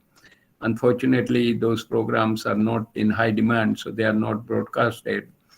And you can have a combination of any of these platforms, where the simple example is FedEx, which moves packages around the world, teamed up with another small company here in the US, which is a office supplies place. And instead of FedEx building a lot of facility to receive the packages, they go to this place called Kinko's, and they drop off the packages throughout the day. FedEx trucks will come pick up the packages. So Kinko's benefits because they are the office supply companies, so people can pick up things needed to do their work, and FedEx saves on not building the facilities to drop off the packages, so both benefit. So that's how aggregate project plan, the company cut down from 33 projects to only 11 projects, carefully scattered among 5 platforms, and they were able to complete them and receive more funding from customers to do more projects. Now, here is an excellent article. As we saw that only 25 to 30% of the projects are successful around the world. To improve your chances for up to 100%, the project leaders need to overcome 5 crises of silence. One of them is, are you planning around the facts for the project? The sponsor for the project must provide support through the life of the project. The team must be faithful for the project management process, and they need to honestly assess the progress and the risk on a weekly basis, and all members of the team must contribute and make the project successful. Excellent article from MIT Sloan Management Review. The WOW project, another great free article from Tom Peters. He used to work as a partner at McKinsey & Company, and then he started his own consulting company as a management guru. And his article, if you Google it, fastcompany.com, each and every person, the faculty, the students, the entrepreneurs must read this 8-page article, which will give you the idea about the power of a project. According to him, you can take a mundane project and make a WOW project by following these 4 steps. Find and create a WOW project, selling, sharing the importance of the idea and the value it will create. That's your elevator spiel. And execute, that's where you roll up the sleeve and find the solution to the problem you are working on and complete the project within budget, within time, and meet all the performance requirements. And once the project is done, which is temporary activity, you hand it off to other team, which will make it operation to continue to work on it, not as a project. Excuse me.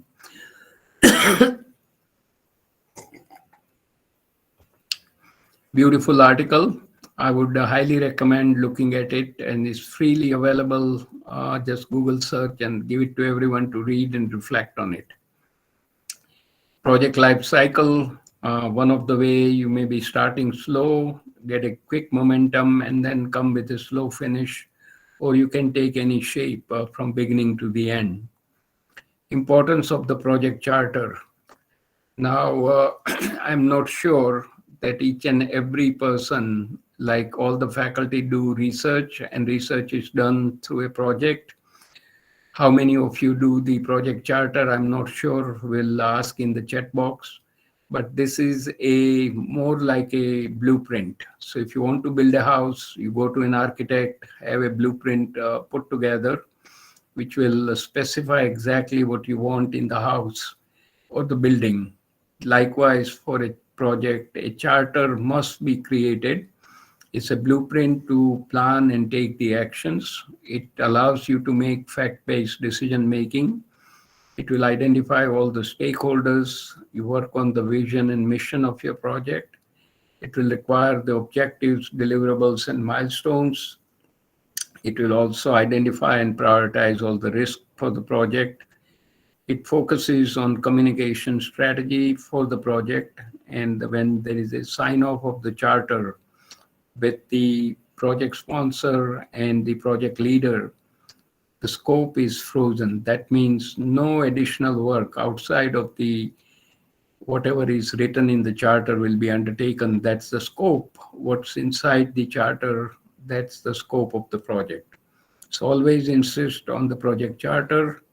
A few quick tools, work breakdown structure. This is where you have a project assigned level 1, you start building, decomposing it to level 2, level 3, level 4, where at level 4 there are sub-tasks which can be assigned to a single individual, and a single individual can be working on multiple subtasks. Gantt chart is nothing but the timeline. On the y-axis, all the activities, x-axis time, when certain activity starts and ends, shown in the bar graph here. And there are dependency, when something stops, other thing starts, etc. Now, critical path method, and this is where I would like you to observe this diagram, because this is a very important concept in managing a project. So let me define a critical path. Here we have activity from station 11, 6 to 7, 5, 6, 7, 4, 6, 7, and 8, 6, 7. The critical path is defined as the longest activity from the beginning to the end of the project. By observing this diagram, if anybody figures out what is the length of the critical path in terms of the weeks, and also how many critical paths are there on this diagram. So please take a look at it. The clue is it's not a single critical path. There are multiple critical paths in this diagram. And I'll stop sharing and ask the question, the length of the critical path, how many weeks and how many critical paths. So if somebody has figured it out, let's see who was able to crack that. Come through the chat box, please. 123 people so far. Did anyone get it? 2 weeks, yes.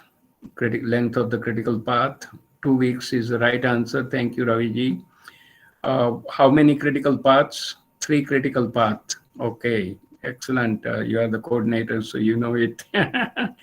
Very good. Thank you. All right. I see again few more thoughts. 2 weeks. So perfect. So let's get back here.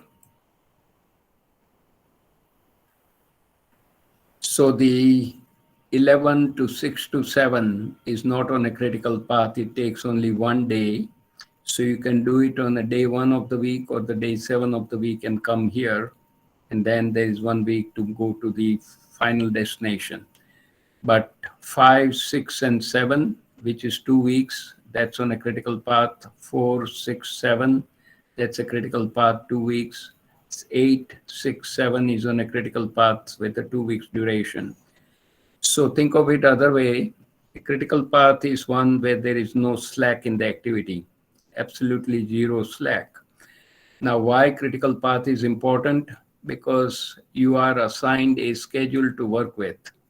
So first thing you do when you are having a project charter done and your schedule is defined, identify the critical paths and keep a very close eye on that critical path, not to miss that path and not to elongate that path or make it longer, because if you elongate or make that path longer, that means you have blown your schedule. You will not meet the schedule requirement, and that way you will not finish the project on time. And unless you finish the project, your money is not coming from the customer. Very important concept. Budget control, very simple. Compare this to your home activity. At home front, you know how much money you are getting at the beginning, how much you need to be spending. So before the month is out, you don't want to run out with the cash.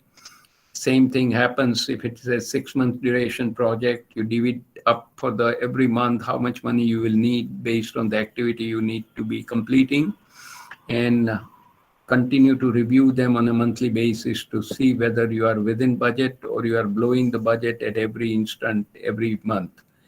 If you keep blowing every month, by the time 4th month comes, all the money is dried up. After the last 2 months, there is no money, no work will be done. Now, here is an interesting concept coming from the US Department of Defense. Here, the government was taken to cleaners by the vendors by charging $100 to $150 for a simple nut or a bolt. So government got wiser, and they put this value management, on value management concept. So I'll just explain it. The 4 quarters work planned is uniform 25 units. Actual costs are 20, 22, 20, 25, and 25. Earned value, which is the benefit accrued due to the work done in the last row, is uniform 20. So if you look at this data, the Q2 is the best, where you incurred the cost of 20 units and you are getting the value of 20. So value divided by the cost is 1-to-1, 20 over 21. Second best quarter is 20 output, 22 input. And the Q3 and 4, you are spending 25 units, but only getting benefit of 20. So 3rd and 4th are the worst quarters. So using this technique, they manage the vendors at the government level. We already saw this communication, so I'll skip this. This is a very fundamental in managing the project, two-way communication and effective communication.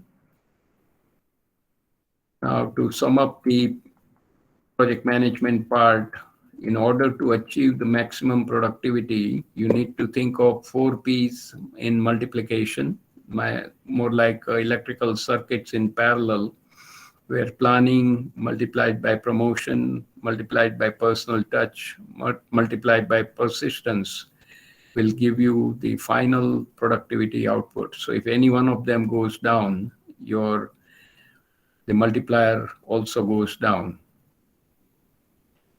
And I will skip this input on this. We'll take it at the end. I want to take you through social entrepreneurship very quickly, just slice of the work. And Raviji, I may need about 10 extra minutes, if you don't mind, so that I can complete everything as planned. Sure, sir. Okay. Sure, sir. Please go ahead. Okay. So as I mentioned, 33 years ago, we started the Blind Foundation for India back in '89. Mission to prevent and cure blindness and provide education and rehabilitation to permanently blind people in India. Staggering statistics, 15 million blind, 1 out of 3 in the world resides in India. 2.3 million people get cataract every year, mostly due to age-related issue. And those sitting in the villages do not get any help as required. Please remain muted. Thanks. Please remain muted. Please remain on a mute. Thank you. 2 million blind children, 5% get any education. And here is a very quick view of the impact we have made so far from the foundation. And some of the things I mentioned early on. Main thing is we have been doing some matching with the Rotary International, 15 major projects up to the $5 lakh through Rotary matching. And we talked about that. So just giving back impact collectively, honored to raise $12 million for a variety of charitable and educational projects. And through education project, we have touched 1 million people, and through Blind Foundation, Free Chakshudan, 2 million people. And this is ultimately the impact you can make. And every one of us have the ability to open up and share what we can with the less fortunate people. And we are so fortunate. God has given so much more than we deserve. And keep in mind, at the end of our life, when the time comes to go and meet the Creator, out of 7 billion people on the earth, nobody has figured out a formula to take either the money or the knowledge with them. Everything is going to stay behind. So if you become successful entrepreneur, and if you make your students become successful entrepreneur, they will earn a lot of money during the lifetime. After a while, money does not make a difference. After all, you can't eat gold. You had to eat like everybody else eats. But what you do during your lifetime or after you pass, whatever things you have collected in terms of money and knowledge, if you give it to others while you are alive, it will have a bigger impact.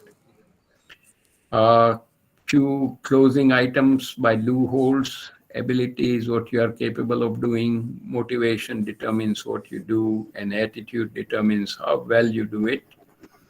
And I'm going to skip this video. It's in your presentation. It's extremely motivational talk.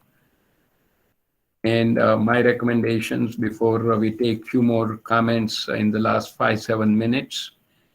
So recommendation is, as an entrepreneur, either as a faculty teaching this, include soft skill courses in your curriculum and ask your students to master all the soft skills we discussed. Communication is a lifeblood, and it will shape your destiny, whether you are successful or unsuccessful in life. Develop the leaders at all levels, and keep practicing making decisions, and ultimately you become good decision maker. Manage your time effectively, engage your great talent, and build excellent teams. Learn problem solving methodology, because that's the basic foundation we all have to deal with. Always insist on a project charter when you are building new things or using any project, including R&D project as a faculty. There should be a charter. And manage risk through the life of the project to ensure that none of the risks become material and derail your project.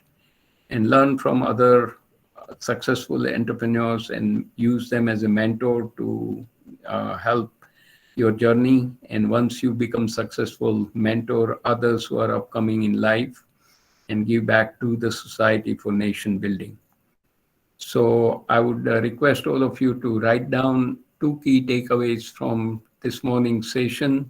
I know there is a lot of information we have covered, but unless we have this habit of writing key takeaways, we are not going to reflect on these and think about it once we get out of the program. So please take time to write down what 2 items you have picked up from the program and from this session this morning.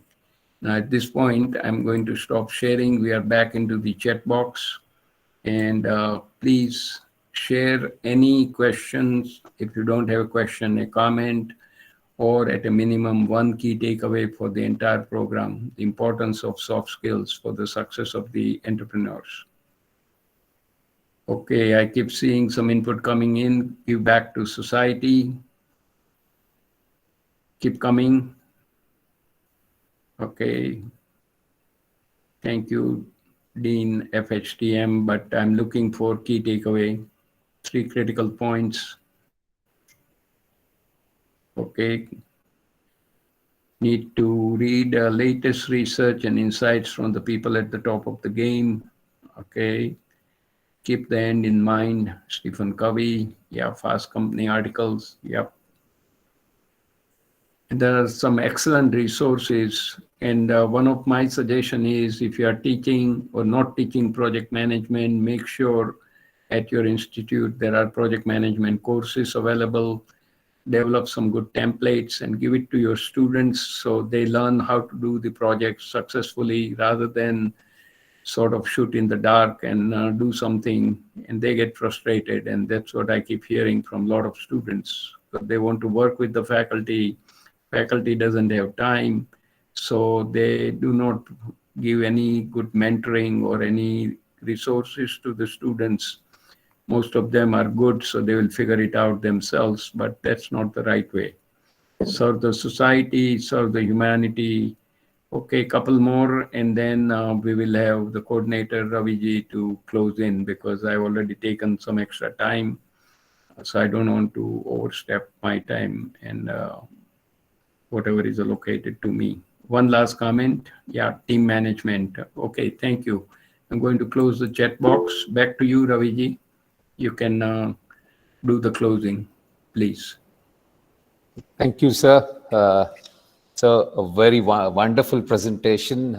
It's filled with a great set of models, frameworks, real life experience, examples, videos.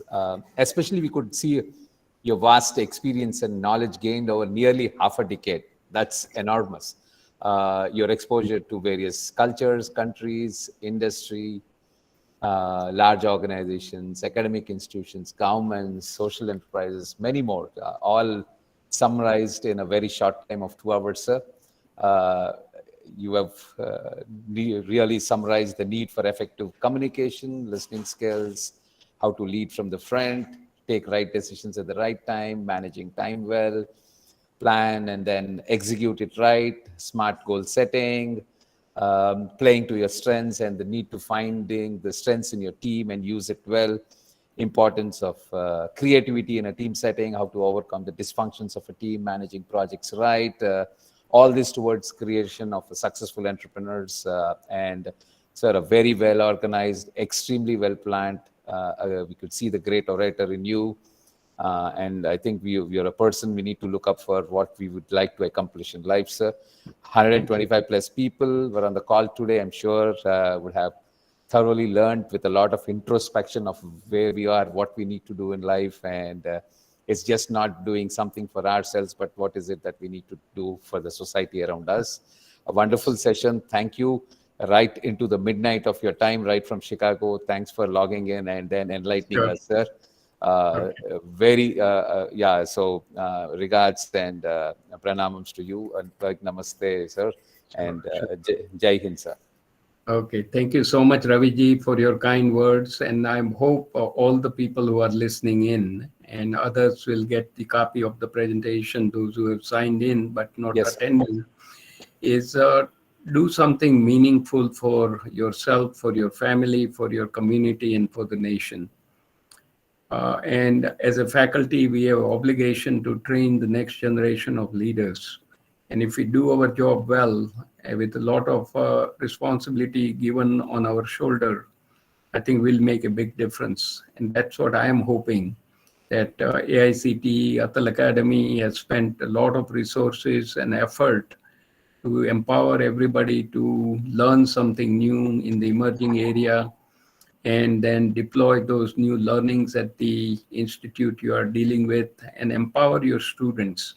So I put it this way: you have to excite your students on the importance of the new topic, then engage them by giving the activity to do, empower them with the right resources, and ultimately challenge them to find solution.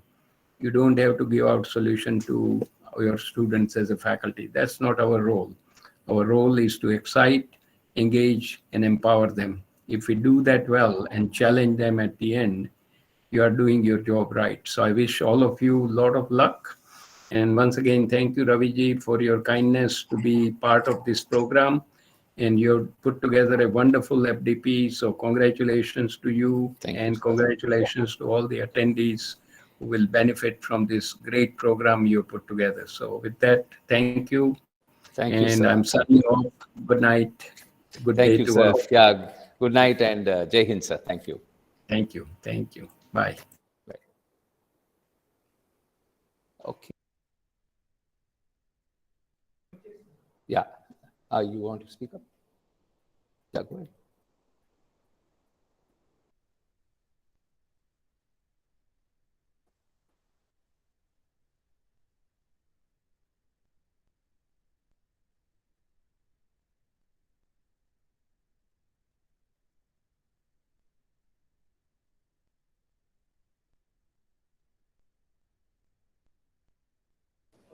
So we have a break now. Let's break for about 10 minutes and be back by 11:50 for the next session from Dr. Deepak Madala, who's an entrepreneur and PhD from which university? I forgot. Okay, it's I think Iowa, University of Iowa, in PhD in industrial engineering, but an entrepreneur for about 20 years. We will disconnect now and come back, or people can stay online for the next 10 minutes. Regarding a lot of people asking for about feedback, end of the day, we would send out the link for the feedback for the 3 sessions that are being held today. Yeah, thank you, and see you back in about 10 minutes.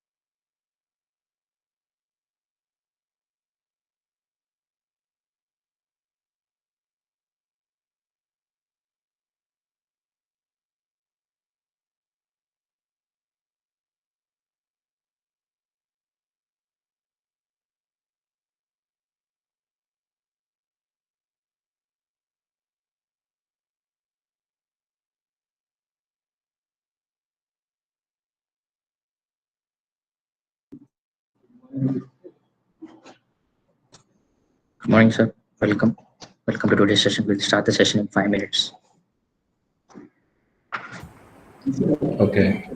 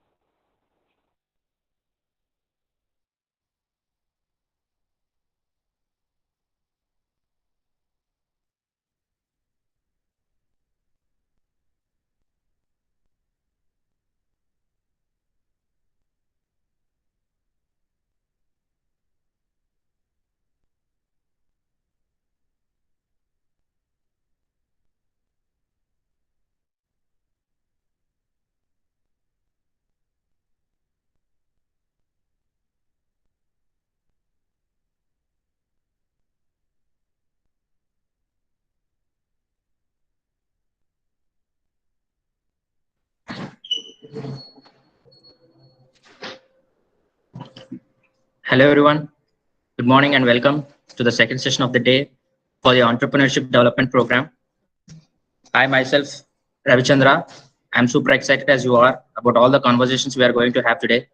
Before starting today's session, a little brief. If you have any questions during the presentation, all the participants are required to please feel free to type them in the chat box. I'll bring them up during the presentation if necessary, or we'll have some time for the questions in the end. To keep the quality of sound clear during the meeting, please mute yourself when you aren't sharing anything, and do remember to unmute yourself when you have any questions to share. So without any delay, we'll start the second session now. So our next speaker of the day has a wide range of experience in design, development, and deployment of technological solutions. He has been instrumental in bringing all the IT and electronic associations in the state of Andhra Pradesh under one umbrella and the formation of the ITAAP.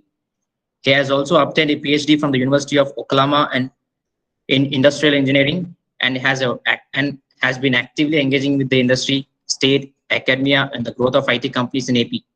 I feel privileged and honored to host him, and he is none other than Dr. Deepak Malla, Director, Aclo Partners, Team Aclo Partners, who will be speaking to us on business ideation, valuation, validation, and market research. Over to you, sir. Thank you, Ravi. Thank you for the introduction. Good morning, folks. Hope you're having a wonderful morning as it is in Vizag. We're still seeing a lot of cold weather in Vizag. I don't know how it's spoke across the country. Unseasonable for a city like Vizag. All right, so let me see how I can share this.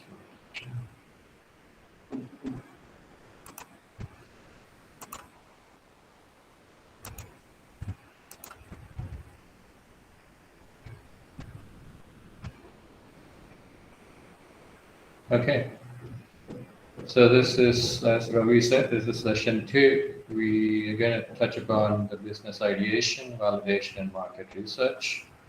It's a part of the Entrepreneurship Development Program being conducted at AU Incubation Center. And today is Feb 14th for folks young at heart. Feb 14 is the Valentine's Day. Hope you have a happy Valentine's Day. So agenda, these are the things that I've been asked to touch upon.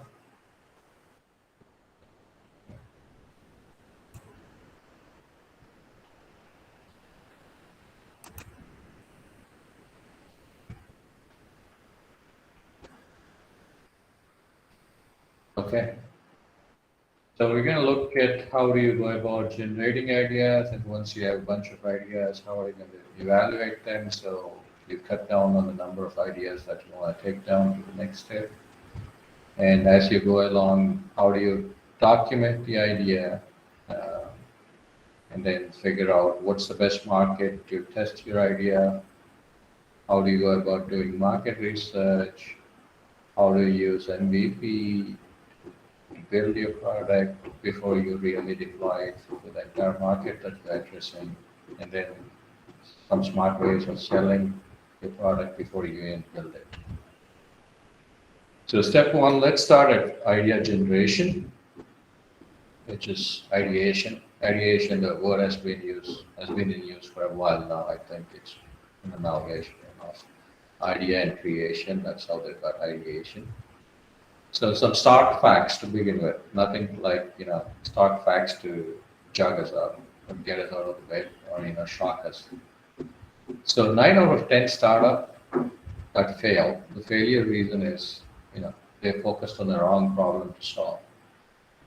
They had a great idea to begin with. They went forward, developed a solution, and then realized that there's no market for it. They wonder why that happened. And, quickly when they do an analysis, they figure out that they addressed or developed a solution for a wrong problem. This is not just in the domain of the startups. This is something that even large organizations go through. They're bad at problem diagnosis, meaning they don't spend enough time to really define the problem before they start addressing what they believe is the problem. Here's where you can look at design thinking, the approach given by design thinking, where you empathize with the customers, try to understand the customer, try to figure out what their actual interaction is with their product or service, try and understand their not so obvious pain points, because not all customers, when asked, are really, articulate about expressing what is the reason for their purchase decision, or why are they purchasing that particular product or service, or why they have stopped purchasing that product or service. They may not be good at it. So it's up to you to empathize with the customers, figure out their interaction with the product or services, find out their obvious and not so obvious pain points, then maybe figure out the gaps in existing solutions.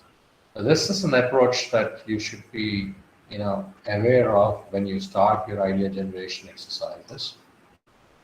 Techniques for ideation, there's several. The most common is brainstorming, which I'm sure every one of you is aware. Some other suggestions on the group that you should belong to, or the group that you should be part of or create. You got to include a wide, diverse group of people. The wider the diversity of the group, the better are the ideas or the solutions that may come out of it. When I say diversity, it could be diversity in their backgrounds, it could be diversity in their role that they play when it comes to a product or a service, meaning you could even have customers that have used the existing solutions. So the group can be created from a large number of people in terms of their backgrounds. But when it comes to really, the number of people in an ideation session, typically you want to keep it manageable. But by manageability, I mean, keep it sharp, keep it, say, within this 4 to 6 number of people in it. That's where the informal two pizza rule comes from, meaning that only have enough people that can be fed with 2 pizzas, not more than that. So once you have the group set, set up some constraints. The group, the constraints for the discussions in the group. You can set up something in terms of time. You can say that, let's take a week, take a few days, take so many hours, 30 hours, 40 hours, whatever. Set a budget to it. Set an objective. You got to have some constraint. Objective is nice to have. What are you trying to achieve at this ideation session? Having those in place will mean that your discussions, your idea generations are more focused, trying to address a specific problem. But once that is done, cast a net as wide as possible. What it means is, have no other inhibitions when it comes to people sharing their ideas.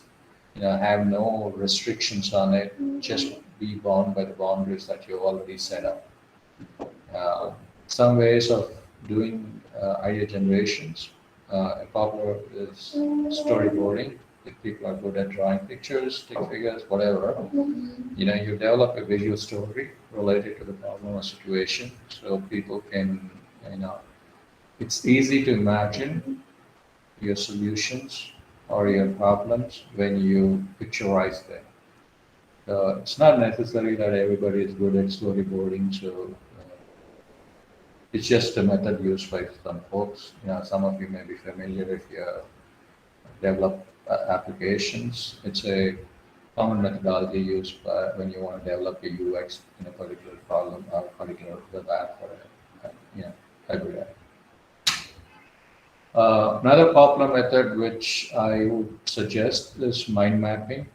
Mind mapping is a process of putting everything in one place. It could be as small as one single sheet of paper, or it's an application, one screen, where you put discrete, even disconnected things about your idea and try to establish relationships between them.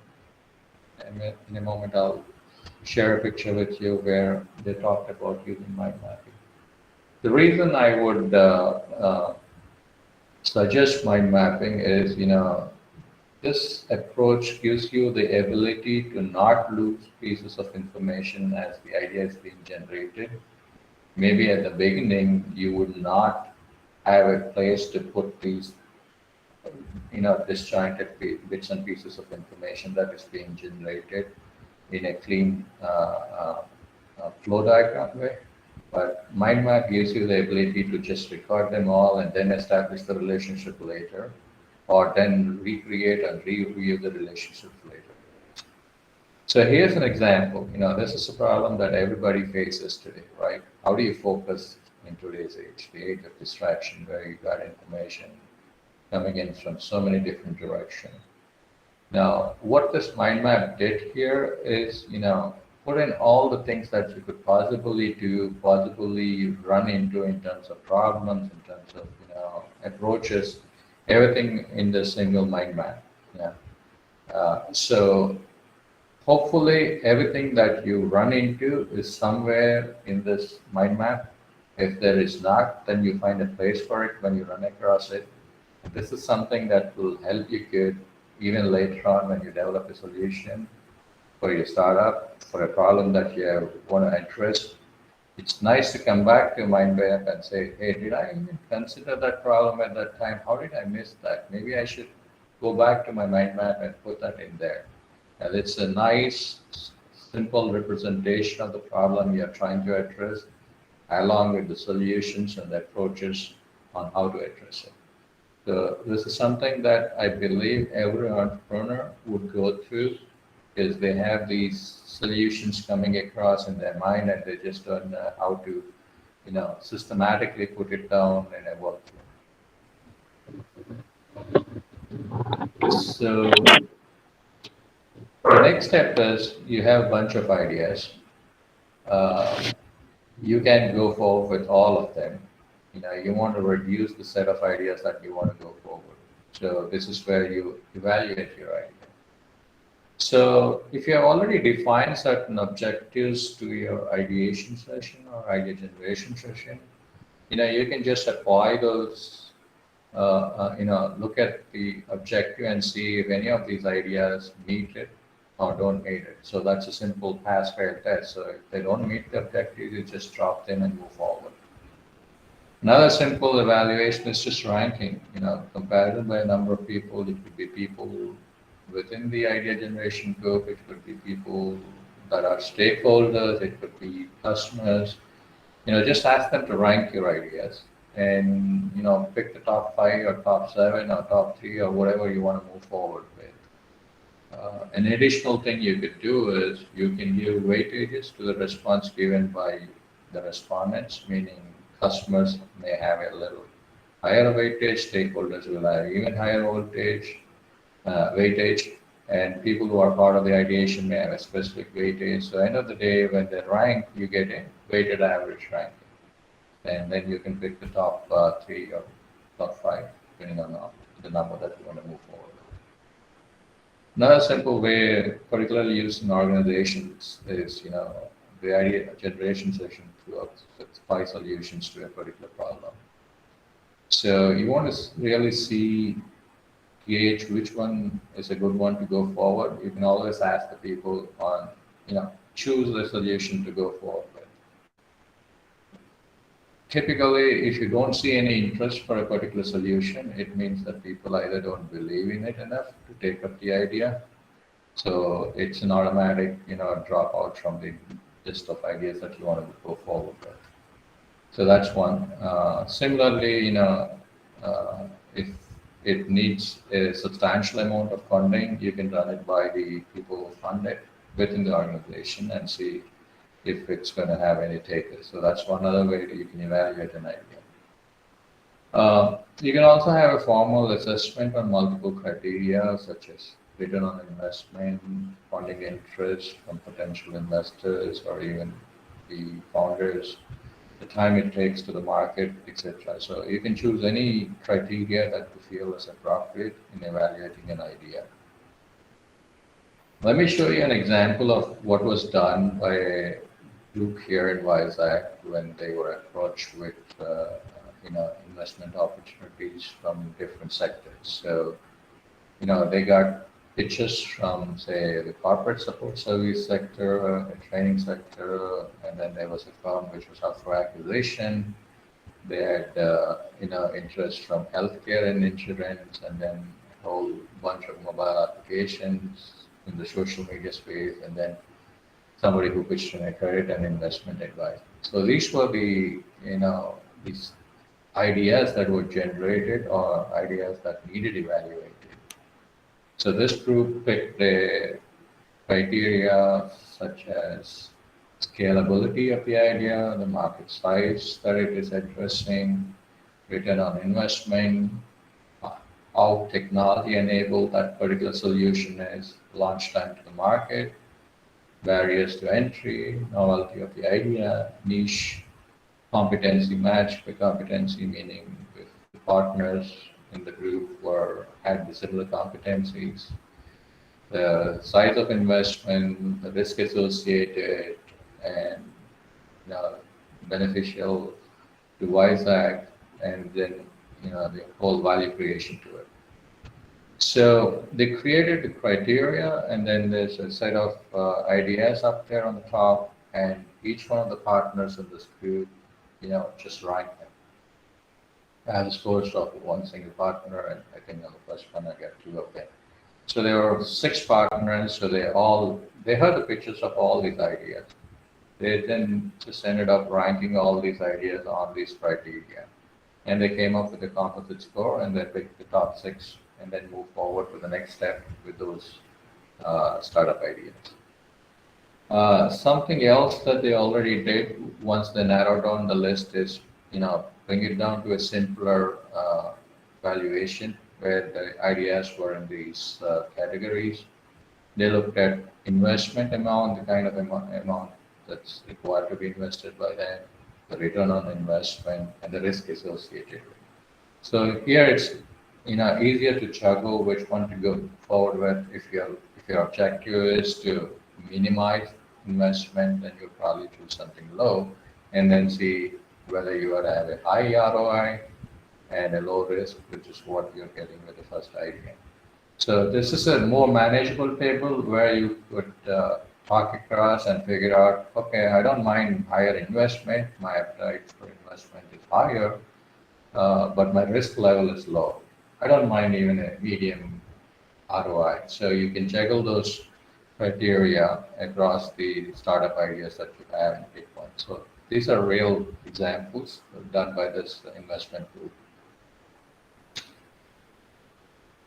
So now you have evaluated the idea, you have generated ideas, that's great, but for an entrepreneur in you, I'm sure quite a few of us, as we go along in our life, daily life, we come across things, we interact with so many people, we interact with services, we always have something at the back of our mind saying, hey, maybe this should be done in this manner that would have a higher efficiency, or maybe you can offer this service, an additional service to it, then there'll be more people buying the same. Or maybe you could do this in a specific manner where it becomes more affordable. I'm sure when you walk around, in your daily lives, you always find things that you can improve on. But not every one of those is worth implementing. But that's a nice thought process to have. So this is taking that a little further. When you want to pick an idea you want to move forward with, and you're thinking about it, make sure you document it. And the question I ask is, why do you think it's a good idea to document? Simple answer is a systematic approach has the highest chance of success, like just as everything else. When you document an idea, it also helps you funnel your thoughts, meaning having a bunch of ideas in your brain, in your head, is different from having to put things down on a piece of paper. Because when you put things down on a piece of paper, it gives you a different perspective. And it's also possible for you to ask every reason for what you're writing down on the piece of paper. But as you go along to do it, you also develop a methodology where you try and account for as many influencing factors as based around the idea that you're writing down. And certainly, it's a document that you want to go back to when you hit a wall and maybe pivot. By that I mean when you sometime later on when you're deploying your solution, you figure out something is not right, and you want to figure out where that came from, what is the assumption, what is the context of that particular feature of your idea or a solution. Having had to document the entire process would help you quickly realize why that has happened or why you made that assumption. Now, a simple approach, like I said, you could paper trail all your ideas and thoughts in a book. Make sure you have a hardbound book, something that stays with you for a long time, a couple of years at least. So not something that you lose along the way because it's a flimsy notebook. Capture enough detail along with your ideas so that you know what you're talking about. Write down whatever you think is needed. This is your notes, so don't be embarrassed. Whatever thought comes to your mind, just write it down, be verbose. include things like what your intention is, some of the potential uses for ideas, obstacles that you feel that they are in the market right now, variations of it. Draw sketches, because even stick figures are good because you kind of express a lot with figures than with words. Yeah. So this is your book. Don't feel bad about how you're expressing things as long as you keep expressing. That's it. Some ways to frame your idea, when you write something down, maybe at a very basic level, you record the date, day, place, maybe who's with you. And as soon as you're done with an idea, you want to do a one sentence elevator pitch of the idea on why that idea really catches your attention. Certainly, if you feel like it, the entire description of the idea, who is it targeted at? Who do you think the problem that you're addressing is resolving? Why are you excited about the idea? And sometimes, the emotional state you are in at that point in time, maybe that's the reason why you came up with an idea. All these things are good to have in your notebook. More reasons on why you should be documenting and what you should be recording. What thoughts sparked this idea? How can you extend this idea further? Variations of it. Do you have enough pictures if that's what your triggered the idea? Is there somebody else who you could discuss this idea as a follow-up? It's always nice to get multiple people voice their impressions about the idea that you come up with, because that gives you more things to document, more things to think about, more ways you can refine the idea. That's more of an informal way on how you record the ideas that you come across in your life, in your daily life. There are obviously, frameworks that help you and evaluate your ideas, record them. There are several out there. I only want to touch upon 3. Lean Canvas, pretty popular in the sense it's a concise way of documenting your idea, the one-page thing. The MAP Canvas is slightly more extensive, and it probably is created a little further down in your idea generation or idea solutioning phase. UpMetrics is a company that came up with a very, very involved methodology or a framework that takes you from idea generation to even funding it, financial modeling, and finding funding partners for you. So let's look at Lean Canvas. Lean Canvas is a one-page template, like I talked about earlier, that pretty much helps you deconstruct your idea into key assumptions. So it breaks it down into the key assumptions that you are building the solution on. So, as means of describing this, let's look at 2 examples for 2 highly successful companies, Google and Airbnb. This is not what they have done, but this is what it would look like if they had done when they started off. So Google, since it started off in 1998, if they did a one-page, Lean Canvas, this is what it would look at. The Lean Canvas would force you to deconstruct the idea into these,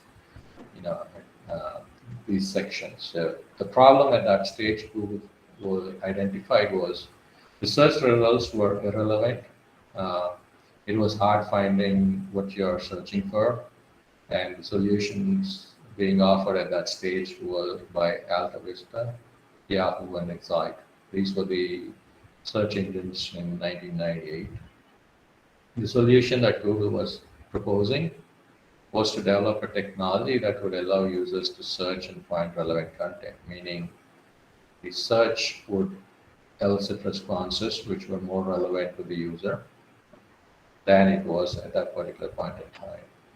And the key metrics that they would have used to judge their solution against was number of search requests, obviously how many people come into the site, and percentage of users whose end their search on the first page, meaning they found what they want within the first page of the research results. The unique value proposition was, like their whole problem solution, addressing their problem was to find what they're really looking for, unlike with competitors. And the second one that they were proposing, the search was going to be super fast. So at a high level, the concept was to offer a fast web search based on the relevancy of web pages. The unfair advantage that they were bringing to the solution was developing, Google PageRank technology, which is a combined citation and ranking system. The channels that they were going to use to make the target market aware of the solution was, use user references. Customer segment, the entire web users. The early adopters on whom this solution was tested was Stanford students, the alma mater of the founders. Cost structure to the solution, they had only two components, the hosting and the development of the solution. And the revenue streams they would have looked at initial stages was investments from other investors and advertising revenue. So that's how a Google search engine one-page link canvas would have looked if they had done something like this way back in 1998. Now let's look at another success story of Airbnb. If they had done something like this in 2008. So the problem expressed by Airbnb was it was hard to find cheap or affordable accommodations when traveling. And staying in hotels, travelers never really experience the authentic experiences of the location, particularly in tourist locations. And from another perspective, it was not easy for a homeowner to monetize his property on a day-to-day basis. And there was no culture of home sharing at that point in time. The only alternatives to this at this particular time was, booking at hotels through integrators such as Booking.com or Hotels.com. The solutions that Airbnb were offering to this problem was an online service where travelers can rent local apartments and homeowners can earn extra money by renting out their apartments or their accommodations on a day-to-day basis. The key metrics that they wanted the solutions to be judged against was the number of views to bookings per host, number of hosts applied, Net Promoter Scores, DAU, MAU ratios. So this is what they were going to use to judge the success of their solutions. The unique value proposition was the travelers can get an authentic experience of the local area, and obviously monetization for vacant areas for homeowners. That high-level concept, that was everybody could become a host in a sharing economy. Unfair advantage offered by the solution, homeowners can rent out the space, then a bi-directional rating system of the hosts and the visitors, meaning the hosts get to rate their visitors or the guests, and the guests will rate the host. And as a default, all the hosts were going to be offered insurance, so any damages that were part of the the stays would be covered by Airbnb and not by the host or by the insurance. The channels that they were going to use to take this solution out to the market was, again, referrals, recommendations, advertising, both online and offline. The customer segments that they wanted to address is travelers looking for adequate accommodation, experience for a low price, and obviously the people who wanted to let out their apartments. Early adopters were people who signed up to share their residence and earn money in its host. So they were the early adopters. Cost structure to the entire solution, obviously development, hosting of the tech solution, and then came the marketing, the payroll, insurance, photography. Photography was an important component of the solution because the host apartments needed to be photographed. revenue streams, obviously, it's only the fees being paid by the travelers. So these were two examples. If a one-page link canvas was to be prepared for the solutions that they will be offered. Now, like I said, MVP Canvas is a more involved and a detailed framework for documenting an idea, mostly in a later part of the journey. And we'll take a look at how this is done. So, since the problem and the solution are already defined, this is where you want to test that solution. So the first step is you figure out who your customer segment is. Now, which segment of your target customers do you really want to test this from or run the MVP by, and where you can learn a lot from them? Excuse me, sir. Yeah. Sorry to interrupt. There is a glitch on the presentation, sir. Like the slides are not changing. You're not changing? It's still in the You're fourth slide. refreshing up? Oh my God. Still in the fourth slide? Yes. No change so far? Yes. Okay, Yes, let sir. me reshare then.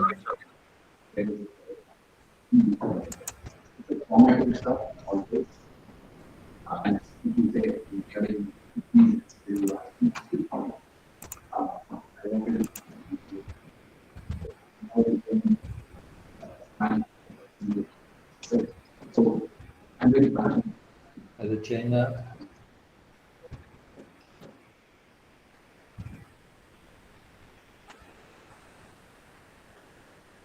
Ravi?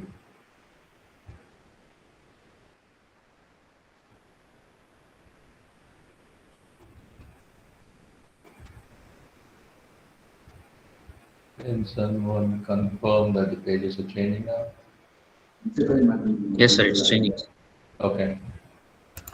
So can you make it full screen? Yeah, I'll do that.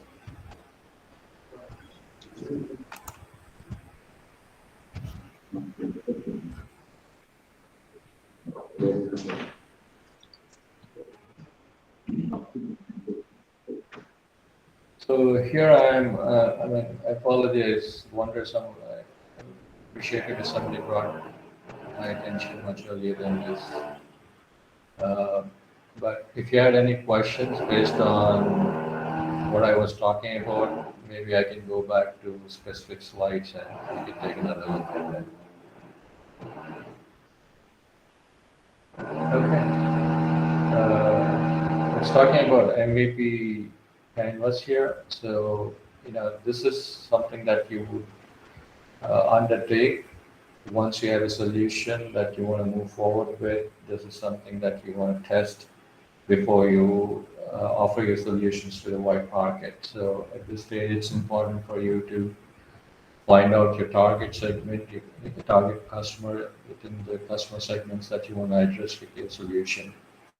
What is, you want to learn the most when you run this MVP exercise with your customer segment. What can you learn from them? What is the value that you're proposing to them? What is the solution that you're offering? What is the differentiation? How is it different from the existing solutions? These are the things that you want to put down on this canvas. So when you message your customers, the messaging is crystal clear and there's no scope for any ambiguity of any sort. In terms of channels, what are the channels that you'll use to deliver this experience, deliver this value proposition to your customers? And then how would you engage with your customer? How are you going to take the feedback? How are you going to use the feedback loop to improve your solution? You would also want to put down what's the riskiest assumption about your MVP. Are these assumptions about the problem? Are these assumptions about the solution? Or is the implementation that you want to validate with the MVP? What is the type of experiment format that you're going to run? What is the format that you pick to run your MVP? what's the workflow, what are the steps from the beginning to the end, and then you want to write down the metrics that you want to measure when you run the MVP. And then based on that, you will also define your success criteria. How do you qualify or quantify a successful outcome of this experiment? What are the results of the experiment? What are the qualitative results? What are the quantitative results? What are the learnings that you get out of it? What are the insights that you got just because you interacted with your customers, you're engaged with the customers? What are your surprises? Did you get enough results to come to a conclusion? What did they tell you about your risk-based assumptions? Have they been validated? Inconclusive? Do you want to repeat this once again? Are they invalidated? What are the next steps that you want to take? Are you going to pivot? Are you going to pursue? Are you going to stop? Are you going to run this once more? So these are the things that you want to put down on this canvas when you're going on a path of an MVP exercise. Okay. So up metrics, like I talked earlier, this is a very detailed approach. It takes you from a one-page business plan to create an investor-ready business plan and pitch. So it helps you go through the process of building a business plan, a pitch deck, financial planning, canvas modeling, pinboard, invite collaborators as you go along this. So I just selected this. This is for somebody who's already been to the earlier steps, and they want to build something substantiated to go to the next level of their entrepreneurship journey. Now, we talked about this several times in the session so far. The need to target or find a target market. So in the course of that, what do you need to identify a market that you want to address? And certainly when you take up an MVP exercise, you want to focus on one customer group because that will help you build a better product addressing their specific needs. And of course, even messaging to a specific customer segment is always better than messaging it to the entire segment. The benefits is, you get instant feedback from your customers. You get to understand their real needs instead of assuming what their pain points are without listening, testing, or validating. Focusing on one customer group, again, helps you really a group that really needs your product to fix their pain points. Once you've done that, they're going to come back to you again and they stay as active users. So in the long run, this means the retention rate is higher and you're a much more scalable and profitable business. These are the reasons why you need to identify a market and not really offer a solution to a whole wide market. How do you define your target market? Document your efforts on how you narrow down the market, how you come down to the understanding of a target market. This is going to be a continuous process. It's going to be an iterative process to find the perfect audience. It's not something that you attempt once and then figure out, hey, this is what I'm sticking with, because this is going to change as you offer your solution. And the more you know about your potential customers, the more you understand them and you can customize the solution. You can create your own framework to document your assumptions about the target market. Like with everything else, there are several frameworks that are available to document on how you find your target market, on how you choose your target market. Here's an example of it, something that you can develop by asking these W questions, the who, the what, the when, the where, and the why questions. So the who questions are really used to profile your target audience. Now, understand the background of the target audience. Things like their age group, things like their gender, location, marital status, education. All these things help you define or profile your target audience. And then see if there are any intersecting points that are related to your product or service. Maybe you can find out, okay, my product addresses this particular age group, my product addresses this particular geographic location, or this particular income group, things like that. Where do you find this information? Typically, filing information is already available through web analytics, social media, company ads, Google service, and interviews. So you don't have to really create a campaign to get this idea. The information is already available out there. Now, what? Excuse me, sir. Yeah. So the slides are not changing. Are you changing the slides? I am moving through slides, but for some reason it's not refreshing, I believe.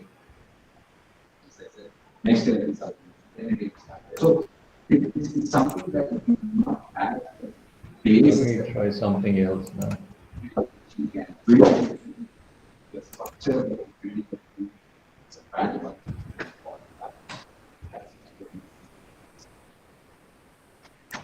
Keep on having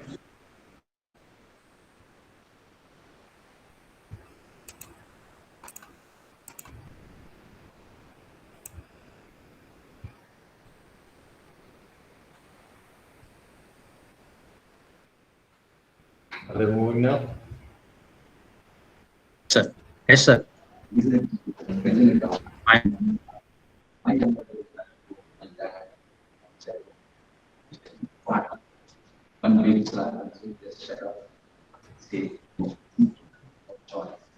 So Okay.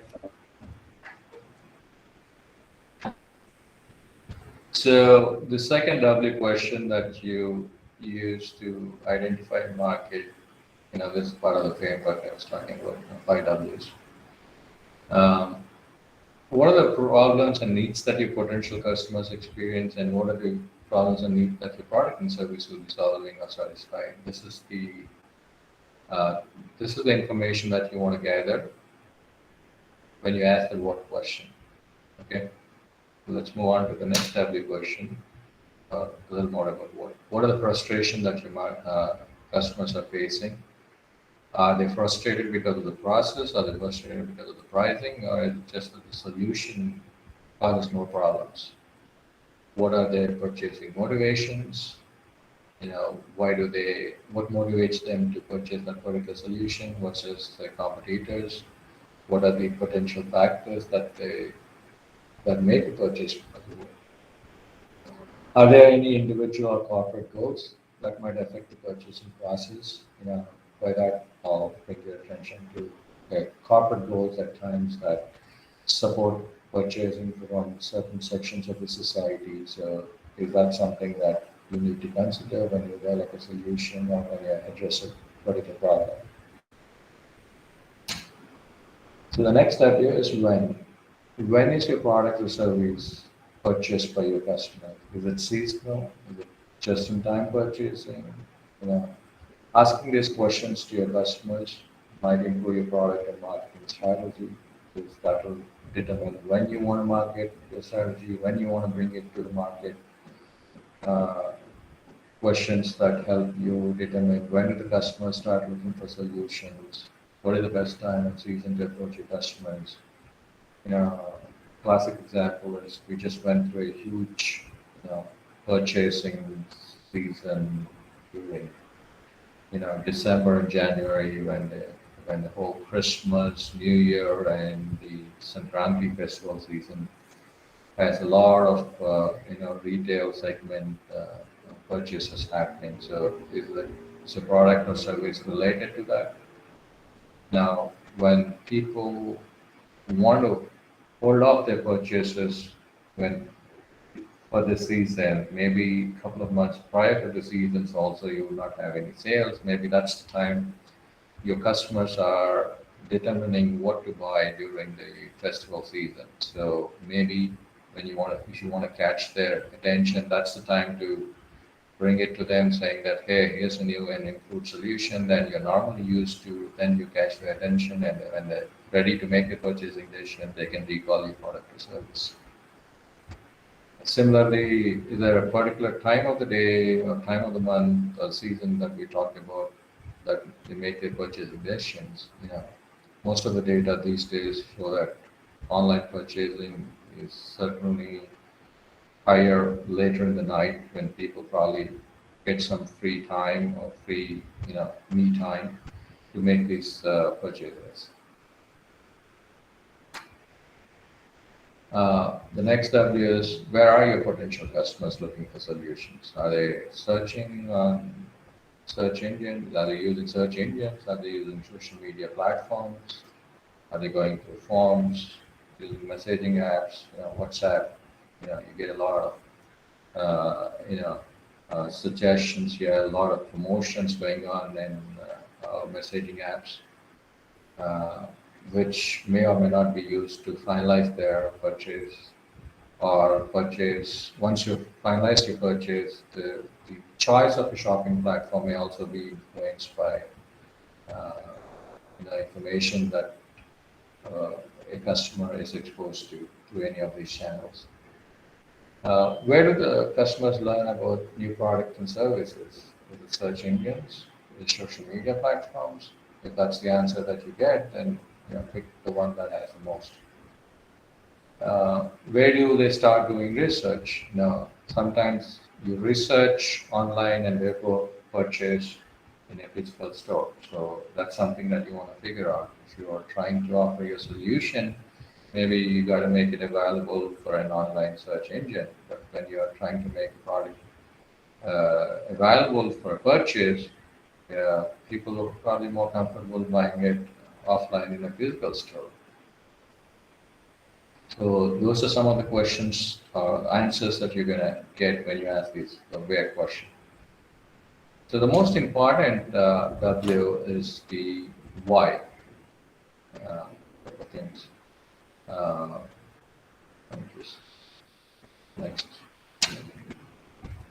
Why question is the most crucial one because this is way more helpful to understand the reasons behind the purchasing decision, and so automatically most important to make more profitable and scalable business decisions. And it's also important that you validate the why assumption, because financially this is going to have the most impact than any other W assumptions that you made so far. Failure to understanding the why response is going to be very detrimental. It can radically change your product, service, or marketing strategy. So all the more important for you to find the right answers and then validate the answers, is it's going to be expensive correcting the assumptions that you develop your solution based on the responses that you got from the client. More things that you want to get at this stage is, why aren't your target market problems solved currently? Why aren't the competitor solutions up to the mark? Why is there a gap in the solution being offered by a competitor? Why would they choose your product instead of your competitors? Why would they pay for a product? Is it because it's more affordable, more convenient, more easily accessible? So once you have enough information about your market, the market segment that you want to focus on, you already have a solution that you've built addressing a specific problem. You don't just go and deploy and offer the solutions to everybody. You run an MVP. MVP is something that we discussed earlier when we looked at the MVP experiment canvas. This is more formally defining what an MVP is. It's a minimum viable product that helps you collect the maximum amount of validated learning about the customers with the least effort. It's also sometimes defined as the smallest thing you can build that delivers customer value. More definitions. It's a structured experiment that helps you successfully validate or invalidate the most riskiest assumption of your idea. This is something again we saw in the canvas. You note down the riskiest assumption of your idea, and then go about validating it in an MVP. Understand that MVP is not necessarily a one-time process. So you run an MVP, you get some learnings, you get some insights into the whole process. So you iterate, you make tweaks, you tweak your solution, and then based on the results that you got from an earlier MVP, you may even want to repeat it. Essentially, you can repeat it or you would want to repeat it until you reach a level of certainty where you decide this is something that you want to move forward, or else you determine that this is certainly something that I don't want to move forward and drop it at this stage. So in short, it is used to investigate the desirability of an idea, essentially asking the question, do people really want this service? Viability, meaning can it work successfully? Then feasibility, can it be built? You can have great ideas that people would really want it and it may work, but if it's not feasible, then meaning it cannot be built economically, then it would never move forward or never will it ever be a success. Now, this is a smart way of testing your product before you go the full-fledged building out the product entirely, meaning invest a lot of money and effort and then deploy the solution to the market and then finally figure that there are no takers to it. So what we're doing by the systematic approach that we've been talking so far in the session is de-risking the entire entrepreneurial journey as much as possible, having opportunities at different stages to go back to the drawing board, relook at the assumptions that you have made, relook at the markets that you're determined that you're offering your solutions, and then iterate, and then move forward. So this concept is, you can sell it before you even build it. Ways to go around doing it is use the crowdfunding sites where people pitch an idea for a product. They either build a functional prototype or they just build a prototype but it's not functional yet, and then say, hey, are there any takers to it? If you have takers, people willing to put money, then you can be fairly reasonably assume that your product may be a success once you build it. And then you can even do shell websites, essentially a website selling a product or service, but not really having a product or service, just to figure out how many people are interested in really buying that service. Google AdWords is another great way to figure out, how many people are really viewing your ads based on the service that you're offering, how many people are clicking on it. So an example of this approach, selling before you're building. Zappos, it's an online shoe company which was bought by Amazon way back in 2009, $1.2 billion. When it started in 1999, it was just an idea, and the riskiest assumption of the idea was buying shoes online. What was until that point in time a completely physical experience where people really wanted to try the shoes, walk a few steps to find out if they were really comfortable. You are trying to take the same experience out of the picture and offering them the product online. People really fall for it. So all they did was, build a shell site. They took pictures of the shoes in a local store, put them online on the website that they built. If they were customers buying them, they bought the shoes from the physical location and then shipped it to the customer. Part of the feedback that's generated, they got evidence that the model would work, and there were enough takers who were willing to buy shoes online. And that's how they built a very, very inexpensive MVP, sort of a sell before you build solution before they went and invested a lot of money to build the website and the infrastructure surrounding it. Now, this is even more simple. How Uber created an MVP before they created a solution. So Uber started with a very simple solution. Mind you, they used to text the address. It was always on SMS.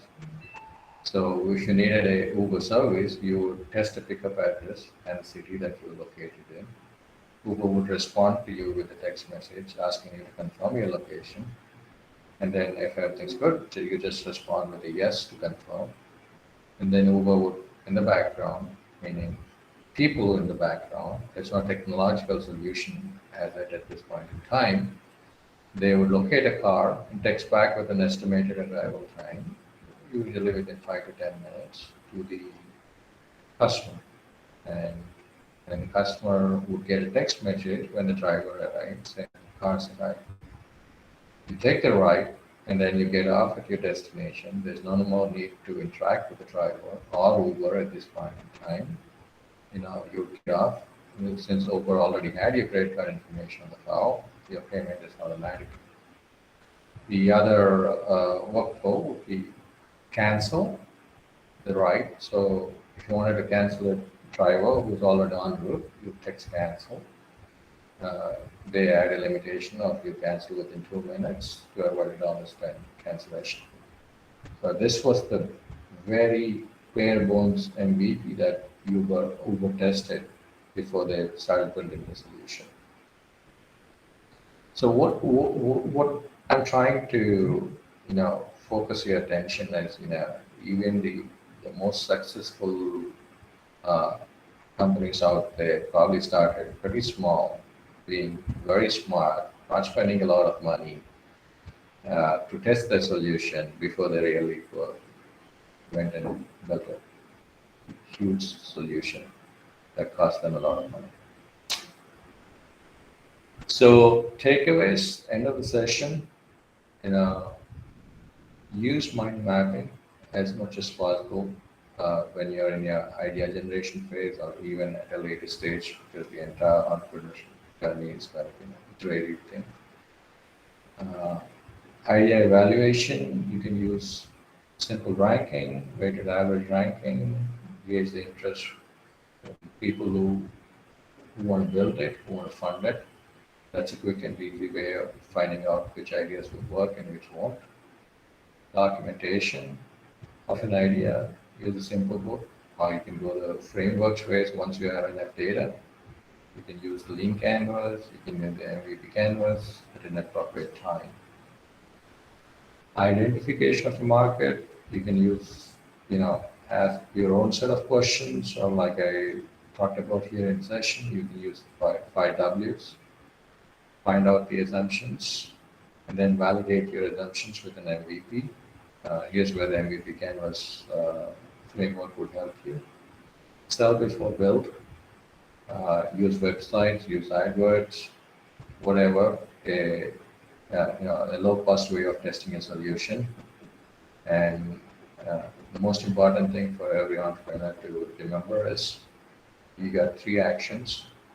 You either persist with your idea, pivot, or it may be hard to digest, but stop at times. That's all, folks. Good luck on your entrepreneur journey. I know we had glitches the entire session. I don't know how many slides you got to see, but you probably heard me ranting all the time. So we got quite some time for question and answers, which, if you got any, I'll be happy to take.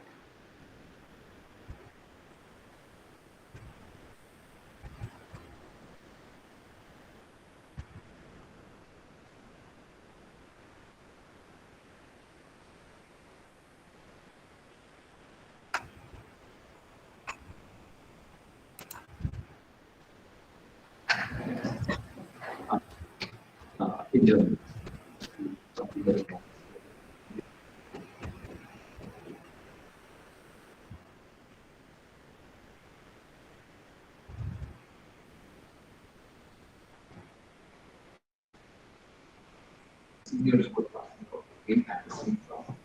Participants, if you are free to ask, if any. same problem with the broad and rest of the market.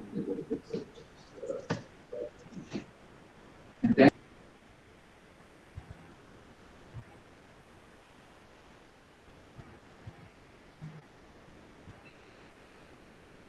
this is a student from there who went Okay, sir. I see. Like all of the questions are answered. Thank you, sir, for your Hopefully valuable. so. Yeah. Thank you for your valuable insights on techniques of ideation, idea generation, market research, and like 5 Ws, I think so. Like who, what, when, where, and why. And the last case study, I think so, on Uber MVP. Like they are really. Thank you for your time, sir. Thank you for your presentation. Thank you, sir. I think there is Santosh Kumar. Hi, sir. This is Santosh. Yeah, So, yeah. Go. what would be the, as you were explaining about the market viability, so could you just give a kind of an insight? What would be the parameters like to check out for the market viability?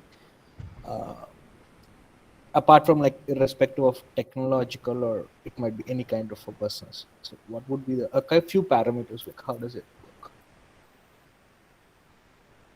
Yeah, it's entirely determined by the problem you're addressing or the solution that you come up with. So viability will be determined by what you're really addressing. There's no hard and fast parameters that you can apply across the board here. So maybe if you want to talk about an exact solution, I can take a stab at it.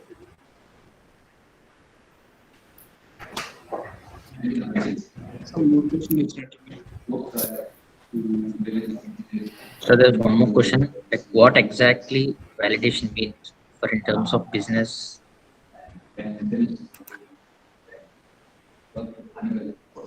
Validation, when we talk about validation, it's in the context of, the assumptions that you have made when you offer a solution. So you validate with the market whether the assumptions that you have made are really, true, or have you assumed things that are not really the reality. So again, to put it in context, the very first slide that we talked about, most of the startups fail because they are not addressing the true problem that is being faced. They have developed a solution based on an assumption that really is not the problem that is being faced by the customer. So that's what validation means. You're validating the assumptions that you're basing your business on.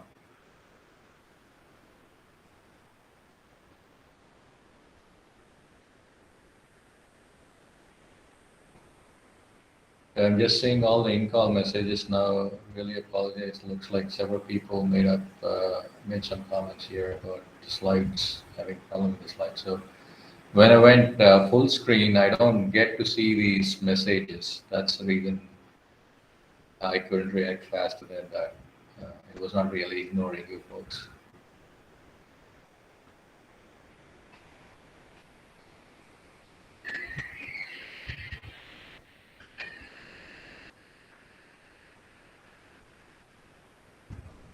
Okay.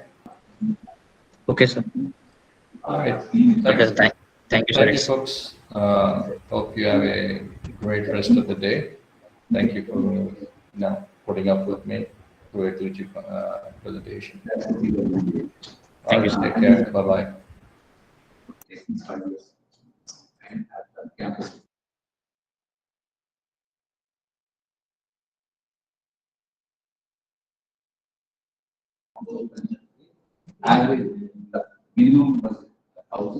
Okay, friends. Like we'll have a lunch break till 1:30, and we'll continue the third session after 1:30. It's at 1:45. The third session starts at 1:45. So you can have your lunch break. It was a 2:30 day. Or